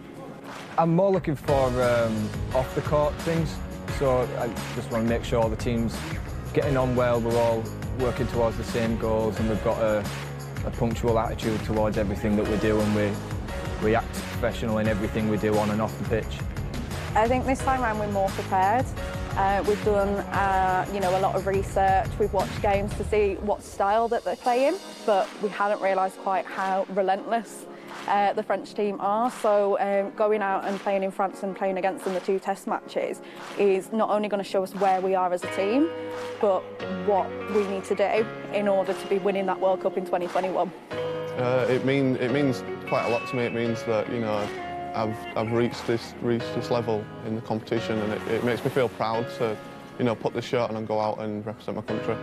For me, it's everything I've wanted to do since I was a little kid. I mean, I grew up supporting Leeds Rhinos. I wanted to go out there, and ever since then I ain't looked back, and I played for Leeds Rhinos, which is my dream. I played for England, which is my dream, and it means everything to my family as well. It's not just for me personally. It means everything for my family and friends, and I can't explain the feeling when you're out there singing the national anthem. It's just something special that you can never take away, which is something I'm proud of, really. It means a lot, yeah. I've always wanted to represent my country. I've always liked playing rugby since like a young age, so it means like loads to represent your country.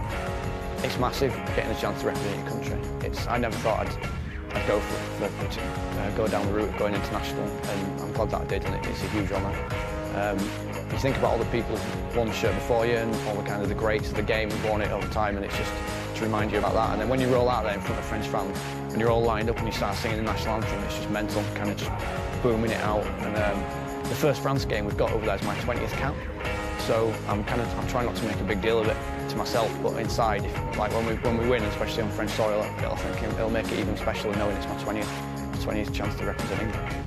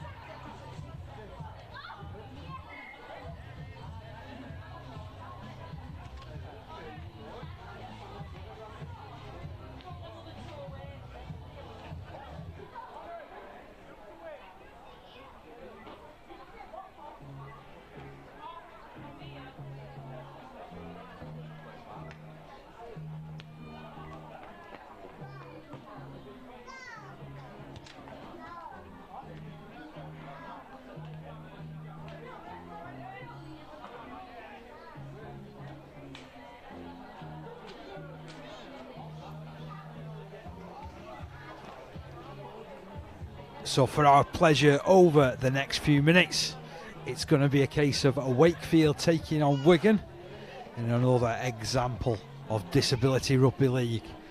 Seen these guys go at it full bore already. I know Wakefield have already played a couple of games out on the pitches just out of the side of the stadium, putting a little bit of pressure on already as well. Got to give a mention as well to the Wakefield number 3. A, because he's called Parkinson. There's not many Parkinsons involved in rugby league. And B, he is wearing some really interesting protective gear around his head. As we're going to go on the attack, I'm Dave Parkinson, really enjoying the what's been going on here. Really enjoying what's been going on here in the game.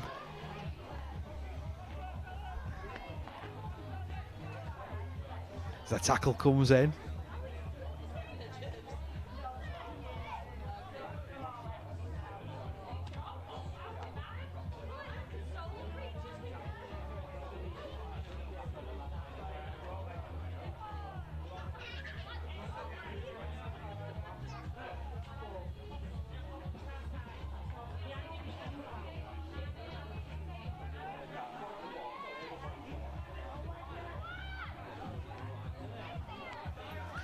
Wakefield launching the attack, breaking away down this right hand side. Outstanding run. Great rugby league as well. On handing the try over. Good score. Wakefield open it.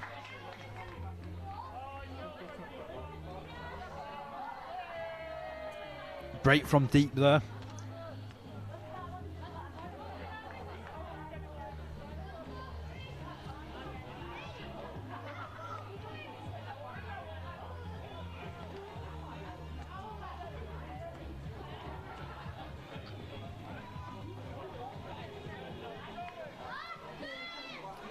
Really enjoying my experience down here today at Stanley Park, Blackpool. Hope everyone's enjoyed what they've seen so far. A real showcase for the different types of rugby league that are available. We were live previously on Our League, currently on YouTube. Wigan back in possession. This guy in possession has been really physical throughout. And interesting, like Craig said before, he was alongside me. Example there of Wigan players wearing Saints gear. You don't often see that as a stepping up forward comes in. Almost beating Wakefield on the outside.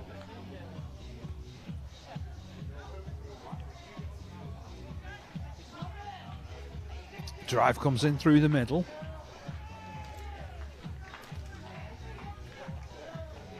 Wigan about 10 metres away from the try line. Kick comes in over the top. It's a difficult one. Well picked up. Oh, he's in space.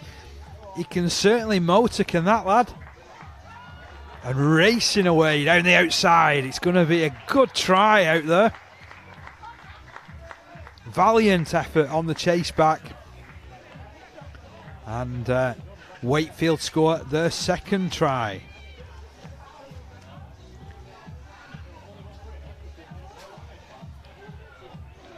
This pickup, it was a full 100-metre dash down the wing, cruising his way through,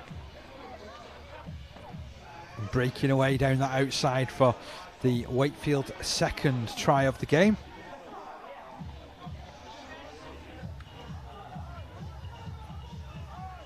So Wigan back on the halfway line.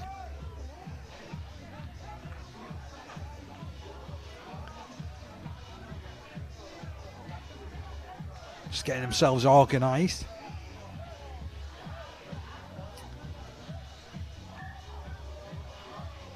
And I'm delighted to be joined by my next guest here. It's Colette Flaherty. Are you all right, Colette? Yeah, great, thank you. Just hold that near your mouth, okay? Okay. Yeah, lovely. So, Colette, tell us first of all, what's your role within the RFL? So, I'm Colette Eden and I'm the safeguarding manager. Right, which safeguarding covers everyone up to the age of 18 and vulnerable adults. Okay, and this sounds like a very involved role. Yeah, it is. It would be fair to say. Trying to keep everyone safe in the game and make sure they have fun doing what they want to do. Tell us a little bit more about safeguarding, because it's something that has been developed over a number of years, isn't it? Yeah, it has. We all know of horror stories we've heard from sport of abuse in sport, and all sports have worked to improve the environment for all children so they can feel safe. We have courses for coaches and anyone involved in working with children. We ensure people have a DBS, which used to be a CRB, to check on people who want to work and volunteer with children to make sure they're appropriate. We have a case management system where if there's any concerns raised about anyone who's working with children, we go through a fair and proper process to, till we know that they are okay, or we have to exclude them from the game if need be, which isn't very often. So this might sound a little bit strange after your explanation. What's the value of safeguarding overall? It encourages children to come into the game, and it keeps them there. If they're happy and they feel safe, they're going to stay and they're going to play. And in our community clubs, hopefully they'll be the future volunteers, they're the future chair and secretary. They enjoy the environment. In a way, it's creating the future history of the game, isn't it? It is, well? Yeah. And development, I should say. Is, yeah. Now, I understand, Colette, that the RFL has just been declared excellent, having an excellent level of safeguarding on behalf of the NSPCC. What was involved in that? Right, yeah, the Sport England fund us for safeguarding, and they asked the NSPCC to audit us. And so within the NSPCC is the Child Protection Sport Unit, who work specifically with sport. So we go through a rigorous process, show our action plan, demonstrate what we've done the year before. We're questioned on our governance, on our board, our community game, all aspects of it. And it was a new criteria this year, so we hope to get excellent, but we thought we may get good. But it's great to see that we did come out as excellent, as having excellent processes in place, and commented on our commitment to safeguarding, which is great. Would I be right in saying that excellence is the top standard? Yeah, absolutely. So the satisfactory. You must be made up then on behalf of the RFL for that to be, and the fact that we're looking after everybody within the sport. Yeah, it's fantastic, and obviously the RFL are so pleased about it, but it's not just us who've done the work, it's everybody. And as our consultant from the CPSU said, congratulations to the CEO right down to the grassroots, to the player, to the coach. So it's a team effort, the whole sport. I'm guessing that team ethos is what rugby league's all about anyway, isn't it? It is, yeah. So that sums it up. This is teamwork from another variety, isn't it? It is, yeah. It's the family sport, as we say. It's everyone looking after the children and protecting them. Tell us a little bit more about the Listening Club initiative as well. Yeah. What's all that about? Yeah. That was praised by the CPSU because we're asking clubs, the club welfare officer, to actually speak to players, ask them a series of questions about what they like about the club, what they could do better, what they like about playing, what they like about training. And the idea is, if they've got any ideas, they can feed back to the club. We don't know what an 8-year-old wants and whether we're meeting the needs. So you listen to them, take their ideas back to your committee, and then say, right, okay, we'll change your food after a game because you don't like it. All right, okay. You want to eat at big tables with your teammates after a game, we'll do that. We'll put all the tables together. So the idea is, if you listen to children and they feel like you respond, then if they've got any real concerns, they'll tell you. Yeah, they'll know who to come to. Okay. Now I'm guessing that there's a lot more information that people can find out about safeguarding and the Rugby Football League. Yeah. Where would be the best place to find that information? Right. On the RFL website, we have a dedicated child and player welfare section, which should have everything that anybody would need to know. We have a children's section, parents, coaches and club welfare officer, and my details. And there's also, anyone can email safeguarding@rfl.uk.com. That's fantastic. From a personal point of view, how many of these events in Blackpool have you been part of before? This is my first one here. I've done Summer Bash, and I do all the main events, but I couldn't come last year, and I absolutely love it, and it's so lovely to see so many players of all ages, all abilities, having fun, because that's what our game's about, isn't it? And making it a nice environment for them. I was going to come to that as well, because certainly with the learning disability rugby league, we've seen players from, I think we were saying the youngest has been 8 years old, right up to players in the 40s, maybe even 50s, picking up a rugby ball for the first time over the last sort of 18 months or so. Yeah, it's absolutely fantastic, isn't it? And you can see people are enjoying it. That's the main thing ultimately, isn't it? They're playing a sport that they love and haven't been able to play before. And it's great, and it's important that, we listen to what they want and safeguard them, and they'll carry on playing, and more people will come and play, hopefully. And I'm loving this disability rugby league as well, because they don't hold back, do they? I mean, look at this. As he's opening out, we've seen a couple of outstanding tries that have taken part in the background as we've been chatting. And this number 3. He shot his way through the line. I said I like this guy because his name's Parkinson. There's not that many Parkinsons that have ever achieved anything in rugby league. Right. There we go. Yeah. And he rolled his way through the line. But good work as well. So Wakefield have scored 5 tries now to Wigan's 2. What's been your highlight of what you've seen so far? If I'm honest, just so many happy faces and people with their arms around each other and helping each other, and it feels like our family event. It's just been wonderful. Yeah, you can say there's been some great rugby, but the interaction between everyone, I think, has been superb. I think ultimately it's greater than the rugby on show, isn't it? And sometimes it's difficult to get that message across, because you come to an event like this, there's families, everybody's supportive. Usually you go to a game and there's support. Yeah, but it's not all-round support, if you know what I mean. No, this really is, We appreciate everything everybody's doing today. Yeah, it's so inclusive. Yeah, definitely. So what are the plans moving forward? Now you've got this excellent award from the NSPCC. What's the next step? Well, we've got to maintain excellent, but we want best practice in more areas.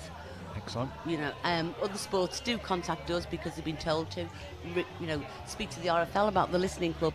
We want them to be saying, speak to the RFL about this, about that, and certainly our PDRL and LDRL people are beginning to talk to us. So it's about maintaining standards, building on them, and having people coming to yourselves as the best practitioners.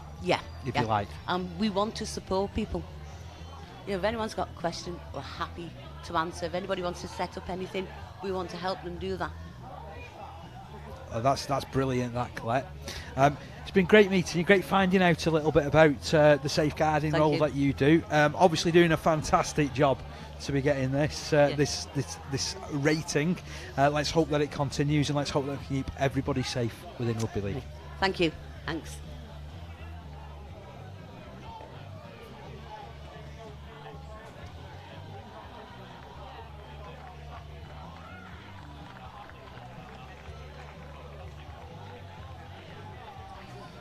So game just stopped temporarily, a little bit of concern being shown for the players, but we're going to get back underway. Wigan on the attack down the right hand side. I've been joined by another guest. Please introduce yourself. Yeah, I am Andrea Murray. I'm the secondary schools manager for the RFL. So tell us, what does your role involve then down for the RFL? Mostly organising the schools competitions, and also obviously we're trying to grow the game as much as we can, outside of just like the social issue. And trying to grow the game in schools so that more people are getting the opportunity to play from a much younger age, and get the rugby league bug earlier. Now, we met when we were sort of covering the champion schools earlier on this year. What sort of organisation needs to go into such a widespread competition as that? So I picked that up right at the end, so I only started at the RFL just as the finals were really beginning to happen. So I was quite lucky that Adam Hughes had done all the legwork before me. I've come in and taken over the secondary schools off Adam so he can concentrate on the colleges and university stuff. So do you build for next season now and next year's Yeah, competition? absolutely. I'm starting off, like, obviously new school year just started in September, so that we can now have a go at, me personally can, go right from the beginning of that competition. And look at it happens locally to start with. We have lots of teacher volunteers that do a lot of hard work for us in schools to organise, local leagues, and then they progress forward to regional competitions, and then we start getting to the national stages of the champion schools.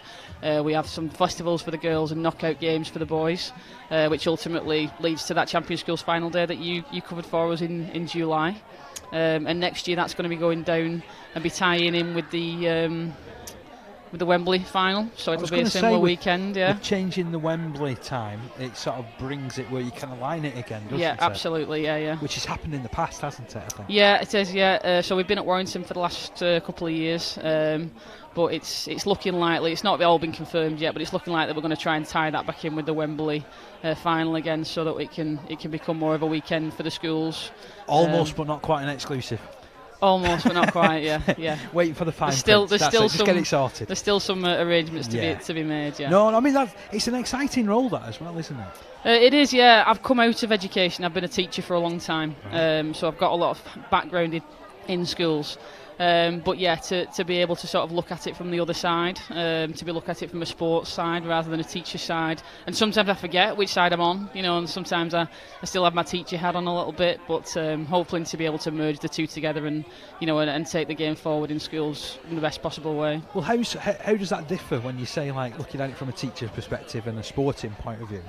Yeah, so obviously as a teacher, you realise that we'd love it all to be dead straightforward, and to be able to come to a fixture, and arrange a date and it all take part. But then sometimes you turn up and, the kids aren't, someone's off sick, or the bus doesn't turn up, or someone else is off school that day, so you can't get cover and you can't leave, you can't leave your classes to be untaught. So there's lots and lots of stuff that goes on behind the scenes. So coming from that background, hopefully understanding that there are a lot of limitations that schools are facing these days, because sport unfortunately isn't always their priority.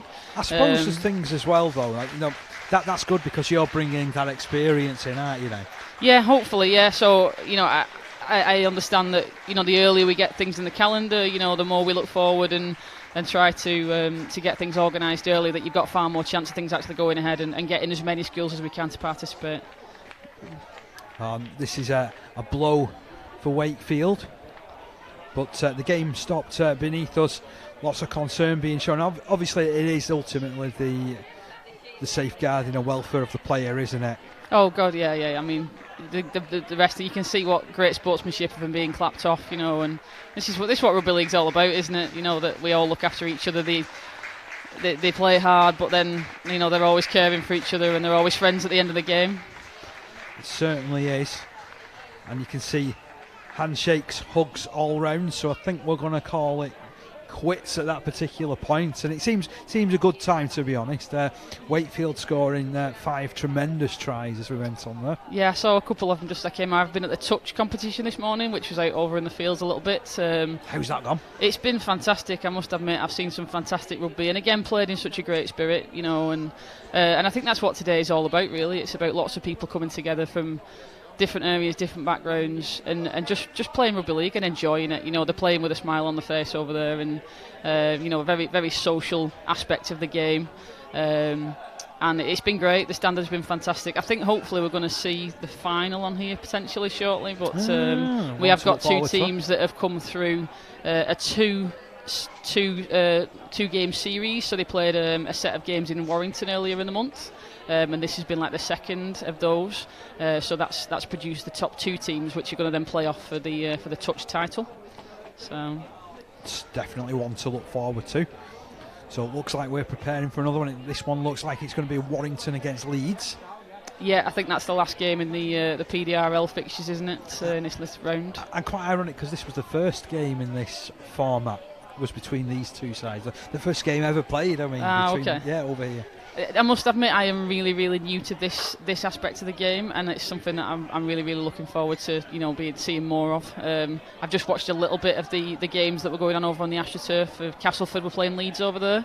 Again, great sportsmanship, great quality. The quality's fantastic, and looking forward. I'll stay a little while if you need me to. Definitely, no problem at all. To watch a little bit of this. So, I'm loving this venue as well, to be honest. My first visit out here to Stanley Park, and everything's within a very short space of each other, isn't it? It is, yeah. Obviously, we came through the main building. We've got the wheelchair going on inside, and then you've got this fantastic little arena pitch, really, and it's a good size, and it's a good little place for the crowd to gather to see some sort of centralised action. And then we've got the fields going out over there, and there's lots of stuff still going on. There's Masters being played. The Euro tag was earlier. The touch, as I said, is just coming to a finish. So it's been a really good venue to be able to get everything all together in one place. We saw an example of the Euro tag actually before, and I was really impressed with that because I've never seen that variation of rugby league. No, I still haven't seen it. I was busy this morning with the touch stuff, so I believe it's more of a sort of a ball tag, isn't it? You have to touch the ball rather than touching the player, so and gets a bit more physical, I think, than the touch does. But I was actually thinking, I was actually thinking that's something, because I was never blessed with speed. No, me neither. I was a goalkeeper. I played football, unfortunately, for my sins. So if I was looking to get back involved in rugby league, it would probably be that one, because there's that element of being able to twist and try and offload and that type of stuff. That's the beauty of the game, is that we've got so many different sort of variations of it going on, and it seems to be that we're developing and looking to develop more all the time. That everybody can play it in some sense. There's a place for everybody in the game. I get the feeling that you're really relishing your role at the moment. Yeah, I'm really happy to be working for the RFL. It's a big change for me, and it was a massive decision to leave teaching. I've been teaching for 17 years, but rugby is sort of in my blood. I would say, really, I've been brought up with it from a very, very early age. I've always watched the game, and been a season ticket holder, and watch games live, and my whole family is rugby league fans, so they're really happy for me to be doing this as well. But yeah, I love being part of the organisation and being able to take part in things like this. So like me, you was dragged along by your dad or your granddad to a game? Yeah, my mum actually. Oh, your mum, right? Okay. Yeah, well, via my granddad. So I'll tell you that I'm a Wigan fan. You probably already worked out by the voice, but so yeah, my granddad was a steward on the Popular Stand at Central Park. After he retired, so mum was always watched. So when I was about 5 or 6, and I think they used to play on Saturday afternoons at that point. So they would open the gates at half time for sort of people to leave, and we would go in because I don't think I could sit still, and I probably still can't sit still long enough, but I couldn't sit still long enough to watch a full game. So we would go in and go up to the stand and sit with my granddad, and he'd find us some seats, and that was it. I was sort of hooked straight away, and we used to watch the A-team matches and sit on the wall on a Friday night in the freezing cold in the middle of winter, and we're desperate to go. But yeah, I've watched the game all my life, and I love it. So I first got into rugby league. It was A-team, the old A-team system. Yeah. And there was a lady called Phyllis that used to be in the paddock at Lee. Okay. And she unofficially became my third grandma. Well, Phyllis was my grandma's name, so that's quite ironic, that. Yeah, Nan used to sit in the stands with my granddad, and we would stand on the cop, myself, my mum, my sister, and then a whole host of friends. We all used to meet up there, and it would be the same barrier. When I was little, I used to stand on a milk crate because I couldn't see over the crowd. Yeah. So, we'd carry the milk crate in with us, and we'd stand on that. See, as a Leaf fan, I'd ask you, what's a crowd?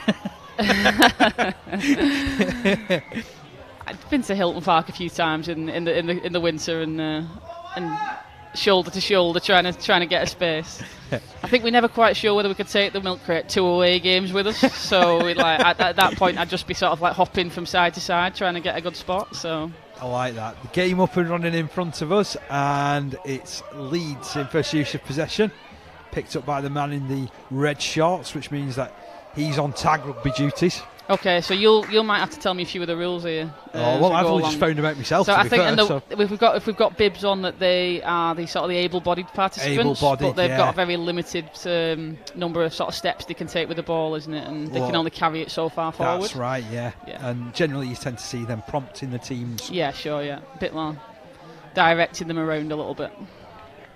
Tell you what, it's a good tackle, that one. Struggling to get up a little bit there. Big hit on him. He's up. It's all right, he's playing it. That's it. Get on with it, he's saying. Come on. Long ball into the Don't middle. worry Don't about feel me. sorry for me. Yeah. Ball goes up in the air. Taken at the back by Warrington. Run taken. Good tackle. Yeah. Got him on his back there, slowed him down a little bit. Makes for a slightly slower play of the ball.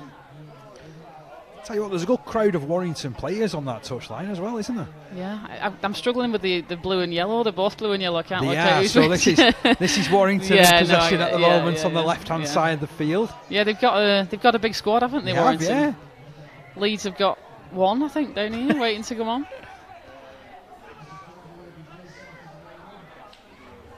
Back on the halfway line.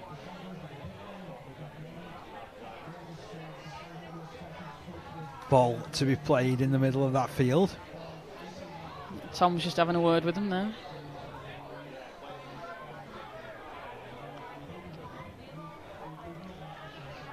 Oh, lovely ball. Saw this guy play before. He can motor. Oh, his little steps. He stepped him as well. Oh, just gets through the challenge. A Great valiant dive. defence, wasn't it? Valiant defensive effort. It was. He's just broke through there, just a little bit too strong in the last tackle. Yeah, I've seen him score a couple of tries today, actually. It looks a really good prospect. I think they've all got a few danger players. You know, all the sides have got someone that can do something a bit special. You know, and make a try out of nothing, which I think is what he did then, really. And so Leeds bring the ball to the halfway line. So tap to be taken. So obviously they just take a tap after a try here instead of kicking the ball to the returning team. Which is similar to what we do in the schools game, so that the team that's just conceded keeps possession and gets a chance to get a try themselves.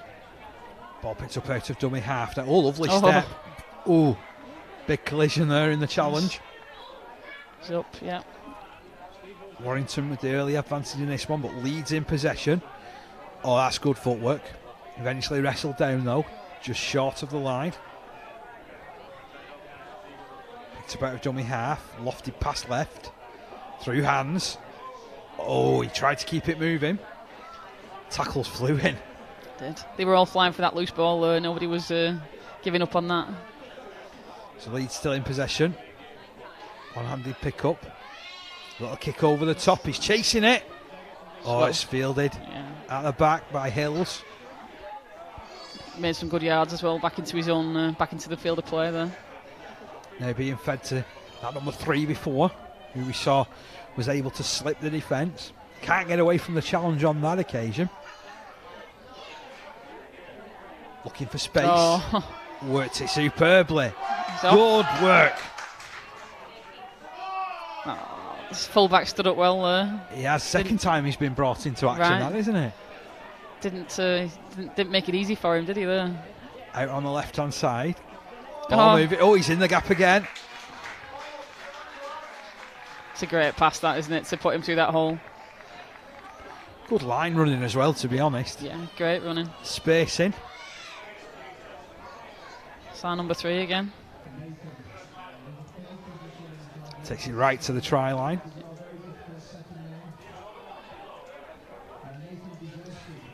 So 2 early tries from Warrington in this one as the clock ticking down. Bit of a confab involving the Leeds players. Yeah, having a bit of a team talk in the middle before they reset and take that next tap. Getting some water on board as well. It's pretty hot out there. You've obviously sat in the shade up here, but when the sun comes out, it's a warm day. Yeah. We couldn't really have asked for better weather-wise, could we? No, I don't think so, no. I wasn't here last year, but I've heard quite a lot of rumours that it was very, very wet. You know, everybody said that, and Yeah. he's been sat in that chair. Oh, it was wet last year. Yeah, I've heard it several times, so I think they were just glad of the weather. They weren't bothered about the rugby, they were just glad that the weather was good. We get the full package this year. Yeah, you got both. both perfect this year. Good quick play of the ball. Leeds setting their position. Out on the right-hand side of the field. Is he? Back into the middle. Good work. It's good movement there. Got to right admit, to the left. this six looks a player as well, doesn't he, for Leeds? He Yeah. passed the ball then. Yeah, he's in the middle of everything, isn't he? Hmm. Oh, little, as we speak of him, little chip through. Came Got the ball back there. Yeah, came back to his side. So Leeds closing in on the try line. Big run up the middle. Quick play the ball. Oh, I think he's put him. Oh, not quite No, through. nearly. Not quite. Chances on the right-hand side. Ball just beats everybody, though. That's unfortunate.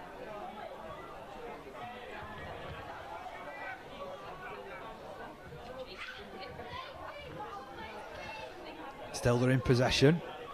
Little stepping run. Has he got the... No, not quite. Just reached out there. Great step. Oh, step Another one. over. Still short. Yeah. Can't have been far off there. Tom Brindle just backing out the orders. Yeah. Play it there, boys. Play it there. Ball on the right-hand side. Just goes out.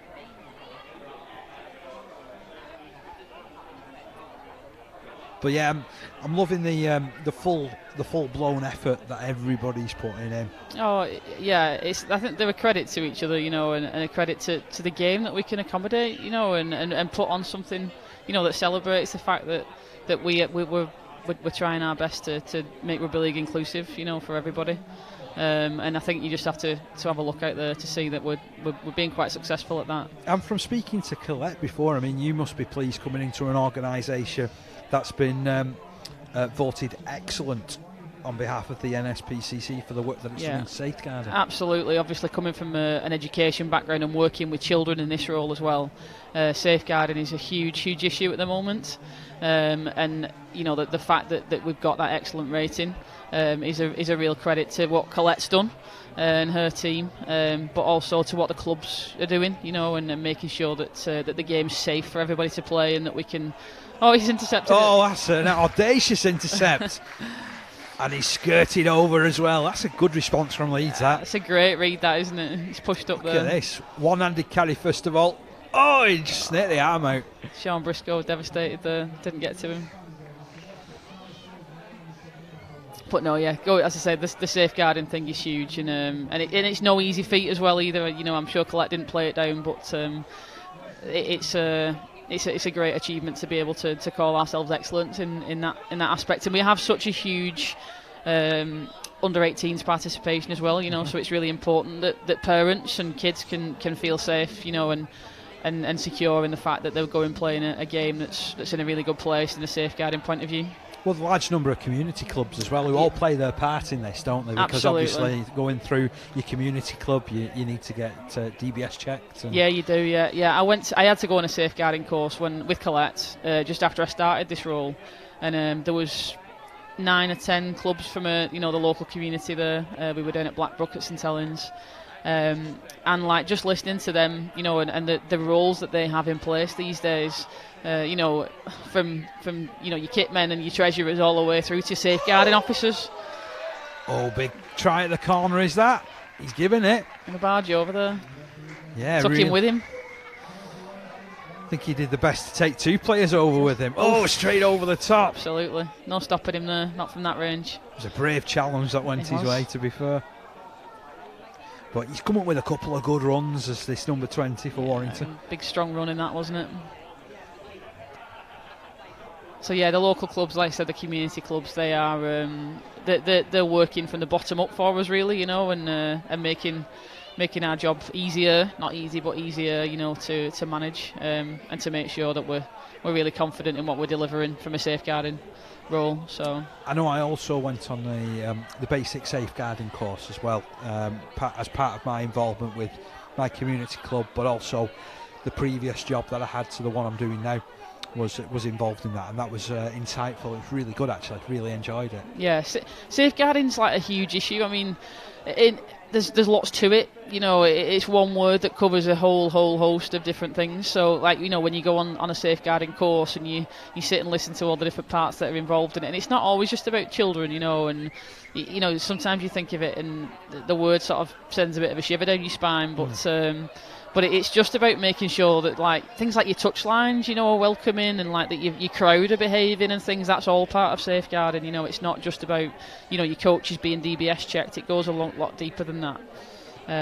So the whole game as a whole, you know, is obviously in a good place, especially, like I said, on that community side, where they're doing a lot of work for us, on the coal face, as it were, really, that staff at the RFL are facilitating and, you know, keeping an eye on. But those clubs do a lot of work for us. Leeds looking for an instant response here, just being caught up in the middle of the field, about 10 metres shy of the line. Ball on the right hand side. He's very busy, isn't he? He's 6. He's just trying to find a way through with those little chip kicks and not quite finding the space, keep coming back to him. You get the feeling at least one of those will work for him sooner rather than later. I hope they do. I hope they do, because I think he's earning the right to have a little chip over and gather up and score. So someone's just keep getting their feet in the way at the last minute. Oh, everything just a little bit too quick, not quite organised.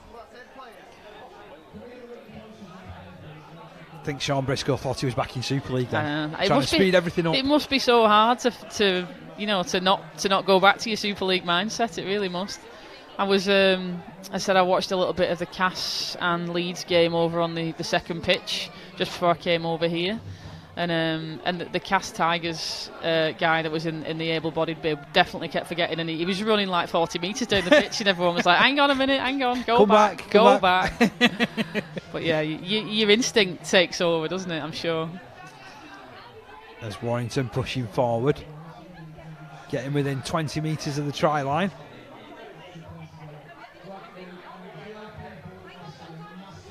Ball played. Good options down that left-hand side. Ball comes back to the right. Oh, that was a good pick-up. Was. A good tackle as well, one-on-one. Good, strong there in that tackle. Very strong.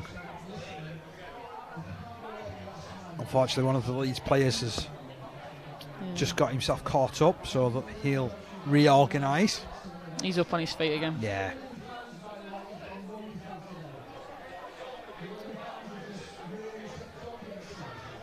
Giving him a breather.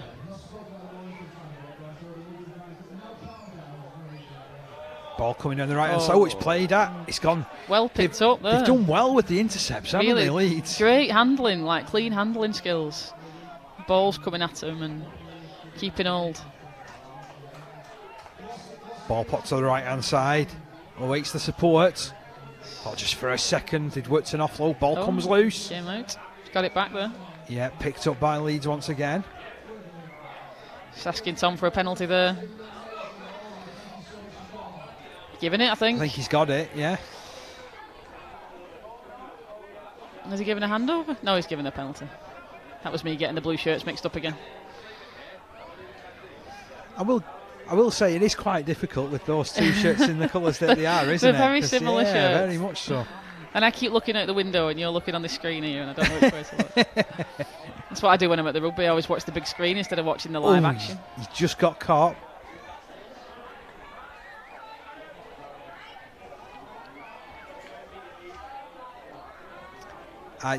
You are sort of telling yourself sometimes I should look at the screen in front of me rather than what's happening out on the field. You end up doing a bit of both. To be fair. I was going to say, as a pro, what's the best thing to do? Is it look at the game or look at the screen? Well, I go off watch the screen because then I can convey, hopefully, to the people watching. Yeah, sure, because that's what they can see. Yeah, because we see a bit more. Because our vision's slightly wider, isn't it? So we might occasionally see something else going on in the corner of the field somewhere. And start talking about something that they have no idea what's talking about. Listen, as someone from Lee, I'm quite often in that position, talking about something that nobody else has got a clue about. I think we probably both have that problem. Ball played, Leeds back in possession. This is a good run. He's got some good cover tackle in there, number 3. Got on the right side of him as well.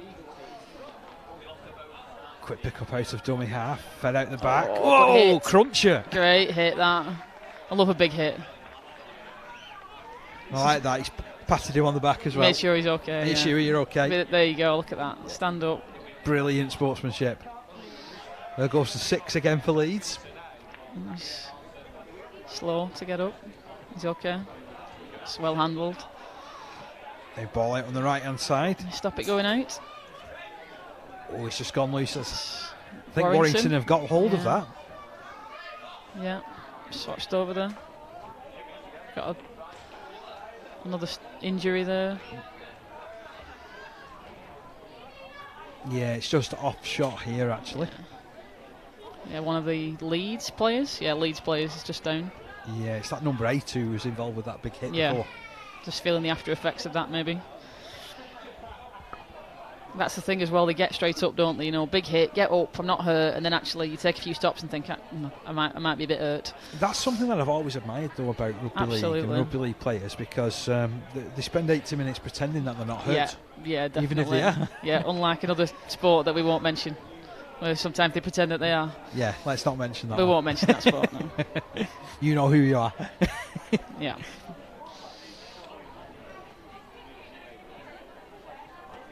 And again, I've said it before, but it's always paramount, the safety of the players, isn't it? Yeah, absolutely. It's bigger than the game, more important than the game. He's up. He is, he's up. Yeah. I think he's just walking it off. Yeah, looks fine. There he is. Yeah. Maybe coming off for a breather. So, Briscoe's off again. Oh. Feeding it down the left-hand side. Has he got the pace? He has. Yeah, he has. Try. Emphatic finish as well from Hills. I'm not sure if they get more points. Maybe if they dive at the end. Is that, is that theatrical? There's always a big dive at the end. Well, I have to admit, I was over at my amateur club, Lee East, last night, and I was having a chat with one of the coaching staff, but he was taking his club session, and that was fantastic, seeing all the young kids getting involved from were only like 4 or 5 year olds. Yeah, like rugby tops and all the different variations of rugby tops. You name a rugby top, and I'm sure they were in the crowd. Yeah, and they always have a name on the back, don't they? As well, at that point, everybody's favourite players. I had to always stop doing that when I was little, because whenever I got someone's favourite player name on my back, they left the club almost immediately. So eventually I was like, I'm not doing this anymore. So Leeds back on the attack, trailing by 24 points to 6. Oh, he's done some good runs, this 13, hasn't he? Stepped out with that tackle there, really strong. Kept hold of the ball just there. Yep. Just kept hold of it. Yeah. 10 metres away from the line. Feeding it down the left-hand side, just tapped. Ambitious pass. Nice. Oh, good feet. Great work. Yeah, what great. a try. Lovely step there. In and out. Took him on the outside. And then just too strong. Couldn't quite bring him down at the line. It was a good effort. It was. And I loved it how there was always, he got him. There was lots of pointing fingers, wasn't there? There was a little bit of that this morning with the touch, to be fair, of like, I touched him, ref, I touched him.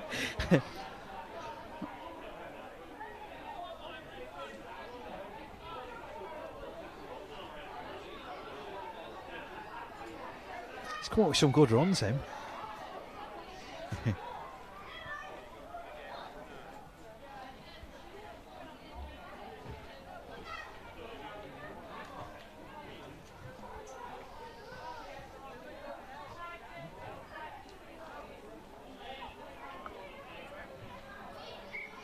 So Warrington back on the halfway line. They keep working out to Hill's wing, don't they? They do. They go to the left a lot, and they've thrown a dummy again there, looking straight through. Is he going to use him? Yeah. Oh, yeah. It's a great support play, that, as well, because, otherwise the fullback's got an easier decision to make there, hasn't he? You've got to applaud that, because, that's just good rugby. It doesn't matter where you watch that or quite what's happening, does it? That's superb. No, that's it. Someone on the inside, that number 3 again. I think that's at least 3. I've seen him score 3. I would agree with you. Yeah. I think that's a hat-trick. That's his hat-trick there. Yeah. All in the same place. If there were any posts, it would have been right under the post. He's also got some natty nose wear as well, I noticed. Someone's obviously clocked him one. Caught a loose one there, I think. Yeah. It's always a good look, isn't it, when you've got a bit of cotton wool stuck up your nose?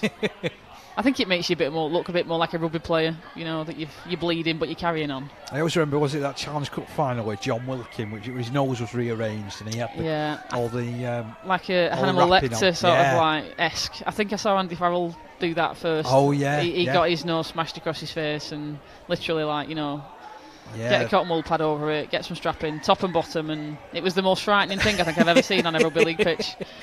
But there was no way he was going off. That was Andy Farrell for you, wasn't it? Yeah, that's Faz. Yeah, super all player. over. Yeah, great player. So Leeds back on the offensive. Going down this left-hand side. Oh, he spotted a gap. Oh, he's quickly closed.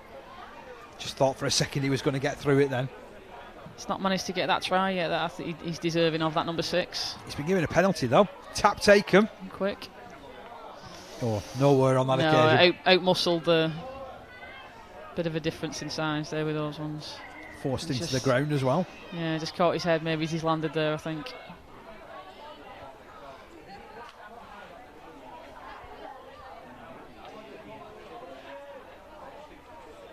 Yeah, loving the efforts of everybody.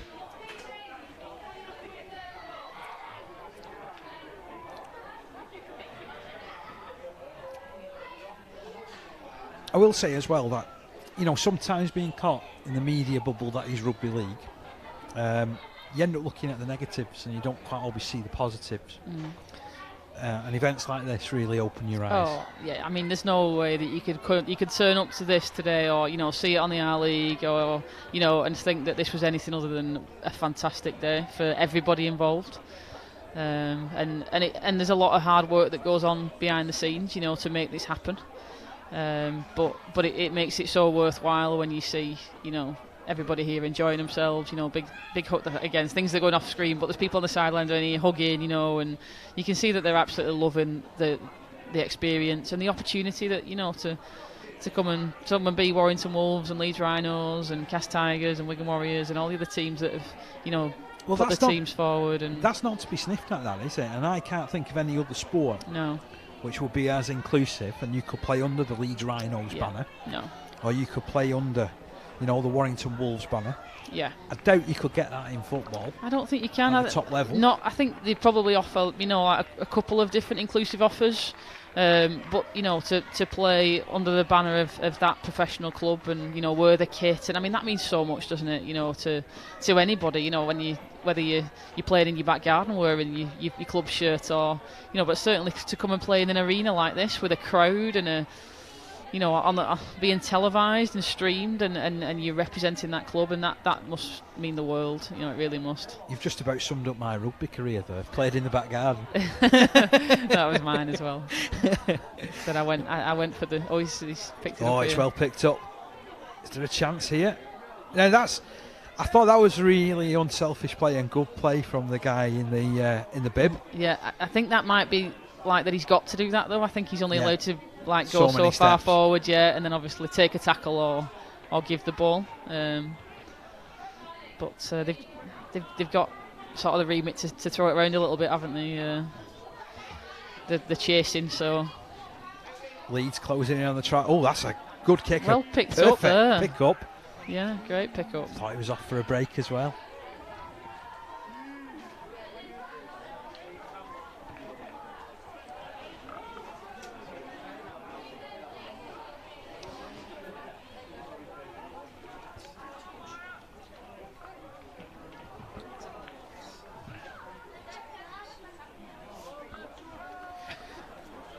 So we've just been handed some team sheets regarding the National Touch finals that are going to follow. Yeah, so it's the final of the Touch series. So do you want me to explain how these two teams have got to where they are? That would be good, actually, because we've got two Warrington sides. We have, yeah. There seems to be a lot of touch activity going on in Warrington. Okay.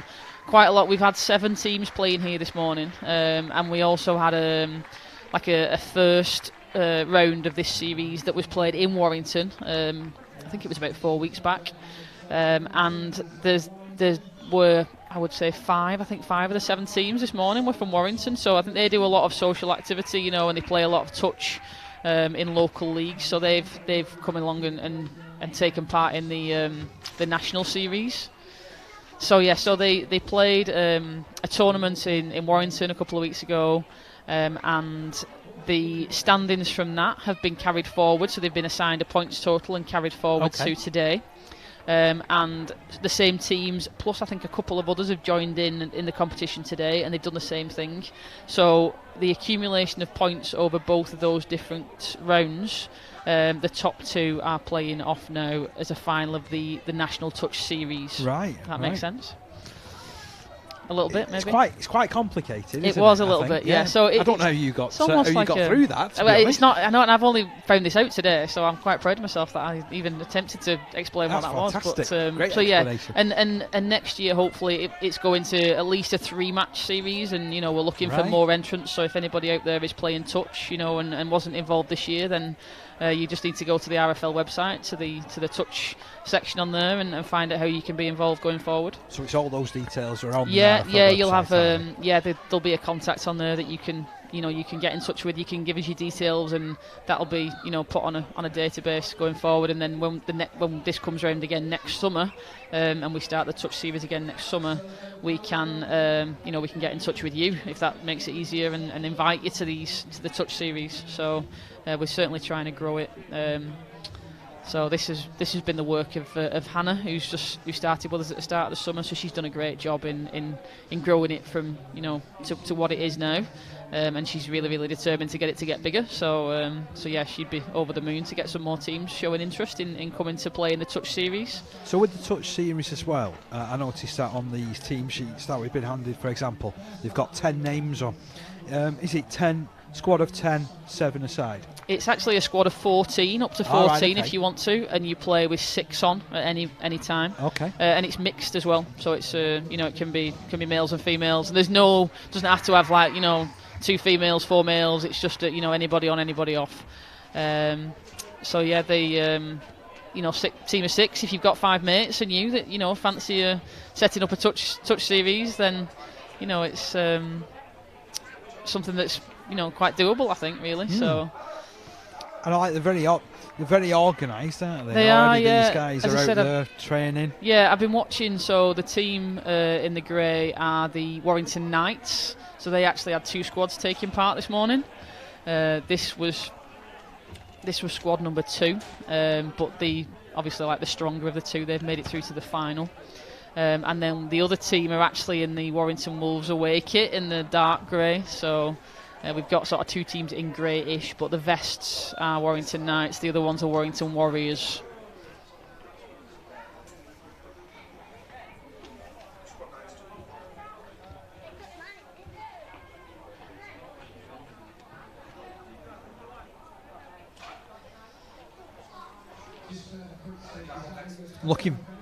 I'm looking forward to seeing this, actually. Should be good. It's quick. It's really quick. It's very very structured. You'll see them sort of take three runs from dummy half, and then they'll start to be a bit more expansive and try and hit the wings a little bit.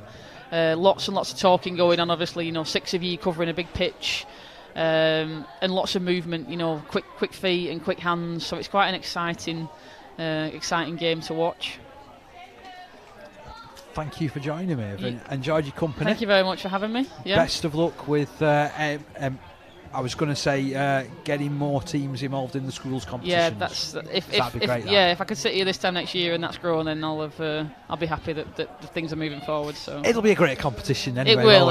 It is a great competition. And it's fantastic every single year. Yeah. But yeah, thank you very much. You're welcome. Thank you. Thank you.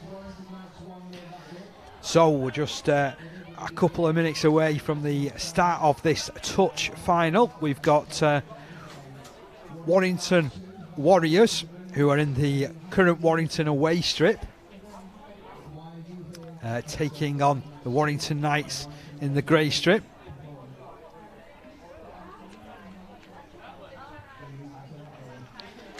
And I'm delighted to be joined again from the man in the middle. It was Tom Brindle. Is there anything else that you can do today? Yeah. So just after a couple of games of physical disability mobility, so sorry if I'm breathing heavily. But away we go. Quick play the ball. And yeah, I was warned about this being a quick standard of rugby. Look at this. Straight out down the right hand side. Yeah, it's a real fast game. Obviously, touch means touch, so one-handed touch means a tackle. Stepping run down that left-hand side. Just caught. And quite an interesting quirk of touch rugby league, why it makes it so fast as well, is normally when you're playing 13 aside, you have the fullback outside of the defensive line, behind the line. Okay. So as an attacking team, you generally have an overlap, but because there's no markers, more often than not, you're going against 6 defenders. So there's no gaps anywhere, is there? You've got to move the ball quickly. Yeah, so ultimately to try and get a bit of time and space, you've got to try and get some quick play of the balls, get a late retreating defence, and that gives you that bit of space to try and play into. First use of possession here for the Warrington Knights, whipping the ball out to the right-hand side. I might be able to mention a few names on the Warrington Warriors side because they've got numbers. Great play. Good play. Oh, he's flying down that side. Oh, he's got him. Just caught. He's going to have to go back about 10 metres there. Ball played quickly into the middle. He's caught. So yeah, another rule in touch rugby league is if the dummy half can run with the ball, however, there must be one pass before a try is scored, and if they are touched, it is a turnover. Right, okay. It's got a try. You've just got out there in the corner. Good opening score there from the Knights. Down that right-hand side. Unselfish play. Yeah, some good hands there from this Knights team. Seem to move in the ball really well. They've gone well in this competition before. I've heard of the Knights. Yeah, as I said, they've won a session in Warrington where they get quite a lot of people playing. The families play, which is great. Sons and daughters. And they've got 2 teams. The Knights won their games last time, but I think it was 1 that won it last time. Right, okay. This is Gibson. Gibson's going to be pushed back. So this is the final of a 2-game series. So we had another game in Warrington that the Knights actually hosted about a month ago. And ultimately the winners got points that carried forward into this game today. How many teams usually take part in this touch series? So in the first round we had 12 teams. This one we had 8 this morning taking part. But across the country, obviously, there's different variations of the game, all playing the similar sport. So you got obviously the English Touch Association, that they've got quite a big programme. Obviously, Rugby Union do something similar, but it's all the same sport, ultimately born out of Australian Rugby League. Good ball out to the left-hand side, just put down. Yeah, a little bit forward that for me, I think. Nice play again. Nice, looking to open play out down this left-hand side. Ooh, he'll get away before the end of this game, I think. Yeah, as they start to tie, because they seem to move in the room really well. So how much energy they got on the legs for the Warrington team. And straight away, you're hitting gaps. You're turning it back and looking for openings, aren't you? That's a second try for the Knights. Again, really nice fast hands there. Really carved his way into that opening, didn't he? Yeah, a lot of the free-flowing style of the Kiwis is attributed to touch, because obviously it's relatively easy to make a tackle. I think it's just a touch. You have to try and be more creative with your footwork and also playing square to be able to create that space. So game back underway.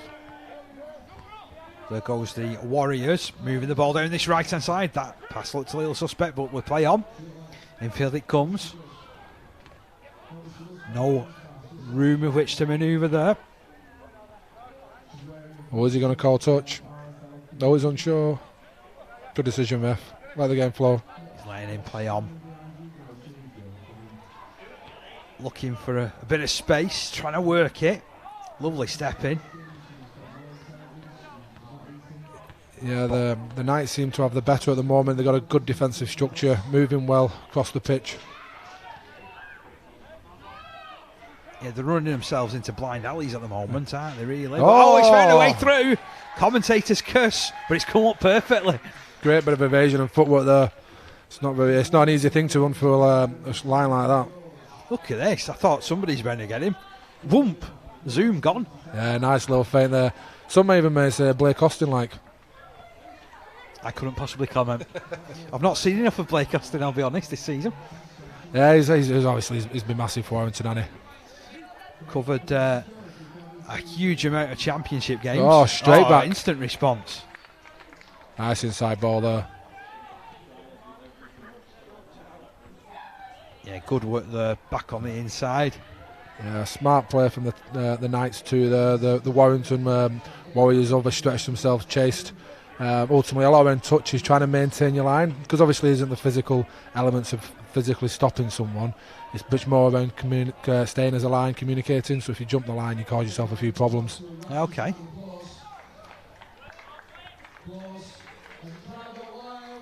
So forward come the Warriors, probing for an opening.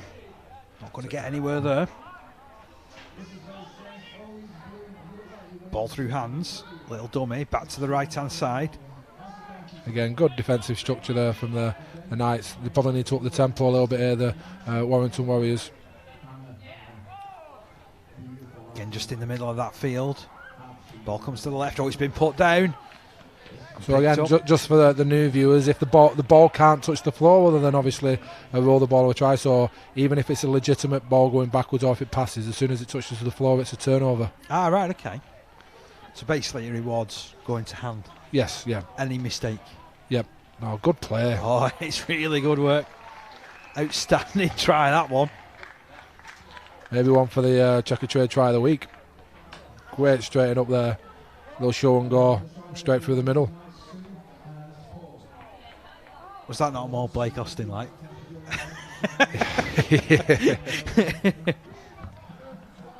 But yeah, no, real nice plays. He seems to be I think he's the leader of the team. He seems to be the one that's really driving them forward at the moment. Interested to see how they go if he comes off for a bit of a breather. So having played a bit of touch in my time and done a bit with a few different teams and stuff, proper taxing. It's a really fast, not physical as in hard work on the lungs game. Ultimately you spend all your time sprinting. I've been needing an iron lung about this stage, I think. So although like obviously there's very little downtime, so you spend a lot of the time running and sprinting. Obviously in the physical 13-a-side game, you get a few odd times where you get to walk or rest a little bit when they're playing the ball, but because there's no stop, you're just continuous. Nice shape again. Looking to open this play up. Oh, they got good some space. Work. Oh, I couldn't get his hands out. Play the ball comes in. Ball to the right hand side. Again, step in. Bringing it back left. Attacking down the right. Definitely lively.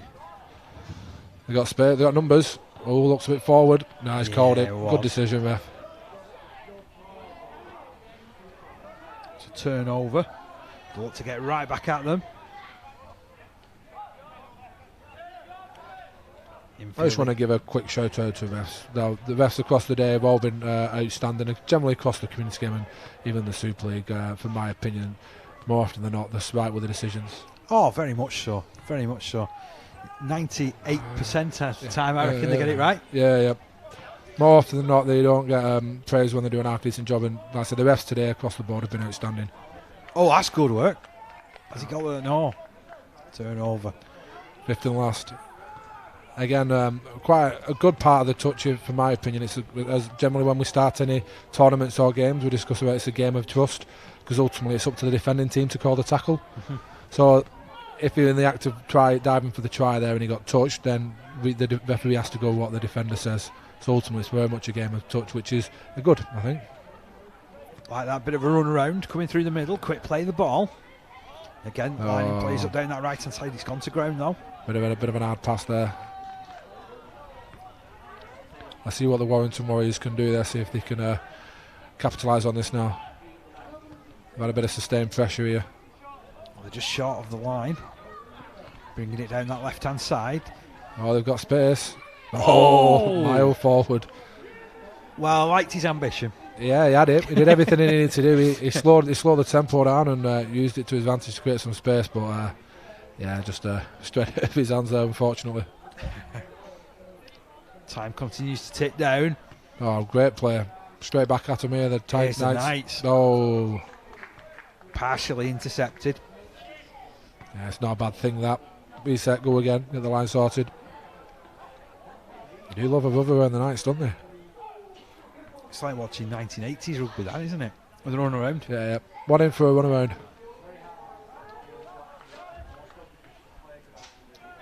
Ball come right back down this left hand side.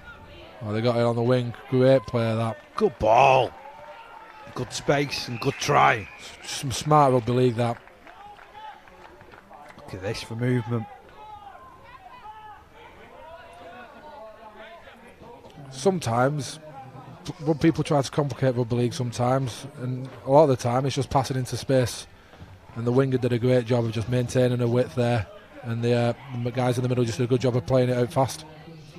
They made that look easy as well, which always suggests it was a really really good piece of play. Yeah, skill execution was good there. Fast pass straight to hands. Looking to respond. Oh, just putting the ball down. Good defence.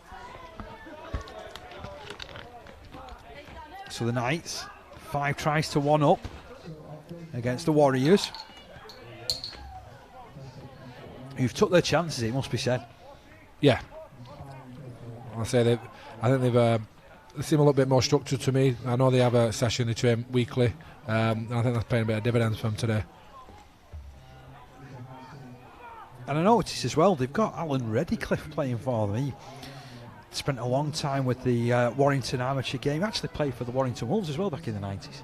Did he? He's got a ringer in. Well, I say that the original YouTube star was Sean Johnson because of his touch. Ah, right, okay. Prospects.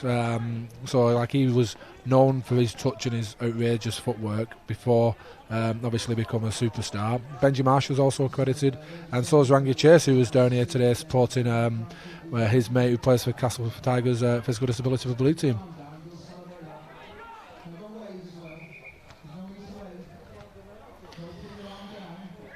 So it would be rightful. We've actually we've got another guest. I've got to introduce none other than Mr. Adam Hills.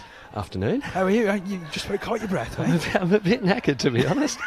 It's I mean, look, for a whole bunch of reasons. The first one, the comedy reason, is that I'm meant to be on a family holiday at the moment. All right, okay. My wife and kids are in the Loire Valley in France. I came back on Tuesday for training. 7 hours of trains to get to Warrington. Wow. And then the next day went back to France. Had a day and a half there. Last night I flew. I took the train up to Paris, flew to Manchester, and I'm flying out of Manchester tonight. Oh, blimey. So part of me is puffed because I've spent the last, 2 weeks on holidays. But also puffed because it's, again, we talk about this every time. PDRL is a full-on sport. Well, yeah, we saw plenty of skills today from the Warrington sides that were in front of our cameras. Well, that first game was an interesting one. We're playing our development team. Look, it's weird when you're playing your own team, but you need to win to try and be top of the table. So you want to be ruthless, but you also don't want to be brutal at the same time. And we all know each other, and we know how each other plays. But we've been focused on that Leeds game for about 3-4 weeks now. We knew it was coming. We knew if we beat them, we would top the table, and there was a lot of focus and a lot of feeling on the field as well. And to be honest, you got your hands on the ball quite a lot as well. They were wicking it down your side. Listen, when Sean Briscoe, I'll tell you something that happens. When Sean Briscoe tells me what the next play is going to be, I listen. I try and understand his Wigan accent, and try and pick up a couple of words. And when there was a bit of breakdown in play, and he came up to our little half-back and he went, this is what I heard. Jamie, company, run round, out, Hillsy, stay on the wing. So what I heard was Hillsy, stay on the wing. And I went, I think I know what he's going to do, but at least I know what I need to do. I dread to think what you're going to do with my accent then, because I come from the next town to Wigan, in fairness. I'm happy that Tom's been able to understand me, to be honest, so that's good. Do you know what? Tom did a great job as well, all honesty, refereeing. It's a weird old sport because there's different rules to able-bodied rugby league, and there's times where you've got to use your own better judgment as to what's too harsh for a disabled player, what's against the spirit of the game, and I think Tom knows enough of the game to know what's in the spirit of the game. Mm-hmm. So I thought there were a couple of really good calls there today. I think it would be fair to say as well, Adam, that you've took this sport to your heart, haven't you? Oh, absolutely. I love it. I mean, I played rugby league until I was about 12, 13, 14, and then kind of focused on tennis for a long time. And I played competitive tennis. I played A grade. But rugby league was always the sport that it became obvious I couldn't play anymore because of the prosthetic. And there's a few guys on our team with disabilities that have got the same thing. They got to a certain level, 13, 14, 15, playing able-bodied, and then went, okay, now it's starting to hold me back. So I am, and bearing in mind now I'm 49, I don't know how much longer my body's going to let me do this. I am absolutely running at this. You're having a ball. I'm having the best time, and you know, I left my wife and kids last night on holidays thinking, "What am I? This is the dumbest thing I've ever done," and I'm absolutely buzzing right now. Got to ask you as well, whilst you're here, Yeah. the last leg, when can we see it back on screens? What's happening? Well, at the moment, the plan is we'll be back on the 25th of October, but I mean, if there's an early election called. I know Channel 4 have already asked if we can do election specials, but I'm not sure who's available, whether there'll be an election, or we just wait till October 25 in this kind of, and find out what post-apocalyptic world we're in. Do you know what I mean? It's been a bit of an odd one, hasn't it? It would be fair to say. The amount of tweets I've had in the last week, especially just going, I wish you guys were on air so we could work out what on earth is going on. To be fair, that's me when it comes to that's me when it comes to sort of talking about politics. I'm assuming we'll come back on air on October 25th, and it'll be a kind of a, well, that was mad. Let's try and work out where we are now. So there is a chance that we could be seeing you out on the field again before you actually go back on the screen. Absolutely. Yes, that should be the plan. I mean, we're ready for the semis and the finals on the 29th of September, and we've been saying all along we wanted to top the table, which we've done, and we now want to win the trophy. And there is a lot of intent in that team. I can tell. It shows, doesn't it? It's a very focused team, isn't it? And, yeah. Got to say a big word for your number 3 as well. Who was that guy? He scored a hat-trick in the last game. Was that Nathan? Who ended up with the natty piece of Yes, it was wear. Nathan. He's an interesting one. So he originally played for St Helens in their PDRL team. They didn't have enough players to form a full team. They only had 2 PD players, and the others were learning disability. Okay. So Nathan's been training with us for the past 6 weeks, and we've trying to approve this kind of transfer. Today's the first game he's played with us, and he was he was the difference, wasn't he? He really was the difference. When you've got, we've got a good, strong team out there, and we've got really good ABs. And what people might be confused about when they watch PDRL is why they're able-bodied players there. And the ABs are there to make us look good, basically. And I made 2 breaks today. One was Sean Briscoe with the heels up down wing, and the other one was Ben Kenwright, who just went right next play inside ball Hillsy, put me straight through a gap, and that's what the ABs are there for. They're not there to tackle bust or score tries. They're there to go right. How do I put how do I put this guy with one arm over the line? And that's what they do. And it's a really fine skill that they've got. It's been my first experience of the Physical Disability Rugby League today. Yeah. I've really enjoyed it. It's fantastic. It's like the Paralympics. The Paralympics, people come along, they watch the Paralympics, and they walk away buzzing and thinking, oh my God, I don't know what it is, but it just gets you. I think what it is that every single person out there has got a story. They've overcome something. No one wants to play in it. None of us consider ourselves to be disabled, but and none of us harp on about it. But when you're watching, you don't even know what the story is, but you know that everyone out there was told at some point you won't play rugby league, and now they're playing rugby league. And I think that's why you become addicted to it. And this is as well what the whole idea of the Grand Day Out is, isn't it? To showcase just how you can get involved in rugby league, because there's so many different ways now, isn't there? Absolutely. The learning disability, the wheelchair, the tag, the masters, it's just it's really opened my eyes. I grew up in Sydney. I grew up where NRL was the main sport, but it's just NRL. They don't need to do all the other stuff like this. Here, RFL is, it's a progressive sport anyway, but it's a community sport and it's a family sport, and it's days like today that really ran that home, I think. I think we've extended the family today. I hope so. I'm still hoping that you can send me to your place in France. I'm just seeing my lift walk past, so I better go. Thank you very much, Adam. Cheers. All best. Thanks. Adam Hill's there. Yeah, massive champion in the sport. And also, side note, how commitment is that? Oh, that's that story there. I mean, yeah. There's a guy who plays trains and automobiles, that isn't it? Yeah, there's a guy that plays for Warrington that comes up from Devon. Wow. Who travels 4 hours pretty much every other week to come up and train. Obviously, Adam comes up pretty much every week, but it's a bit easier on a train from London. But yeah, that's I think he's trying to outdo him there a little bit. Well, we just had a winner. Yeah, in the meantime, we saw the end of that. And to be fair, deserved winners as well, the Warrington Knights.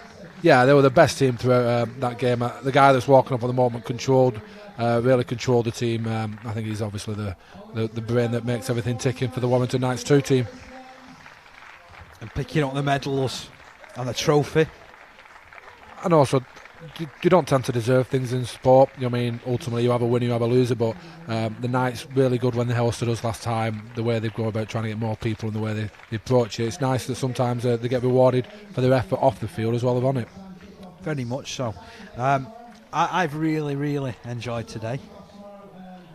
It's one of the best things that I think I've done regarding rugby league. This. No, it's great, and I think most of us, I know me particularly, just talking from my point of view, the reason why I got involved in sport, because you just get to see people enjoy it and you get to genuinely see people smile and change their lives. And I think one of the good things around the social inclusion festival we got today, which is a grand day out, it is genuinely changing people's lives for the better, not just making their lives a little bit more fuller by playing a sport, but it is bringing them out themselves, it is making them feel part of society, it's getting groups of people, and sometimes it's even saving lives. So it is genuinely amazing today. We just talk around the stories that happens. It's amazing. Tom, it's great having you alongside me again. Thank you very much. We are going to sign off for now. It's been great being here, part of the Grand Day Out. Hope you've enjoyed the coverage on both our league and via YouTube. On behalf of the team, thank you for joining us, and we'll be back with you tomorrow for the Women's Super League. It's going to be Wigan taking on Bradford.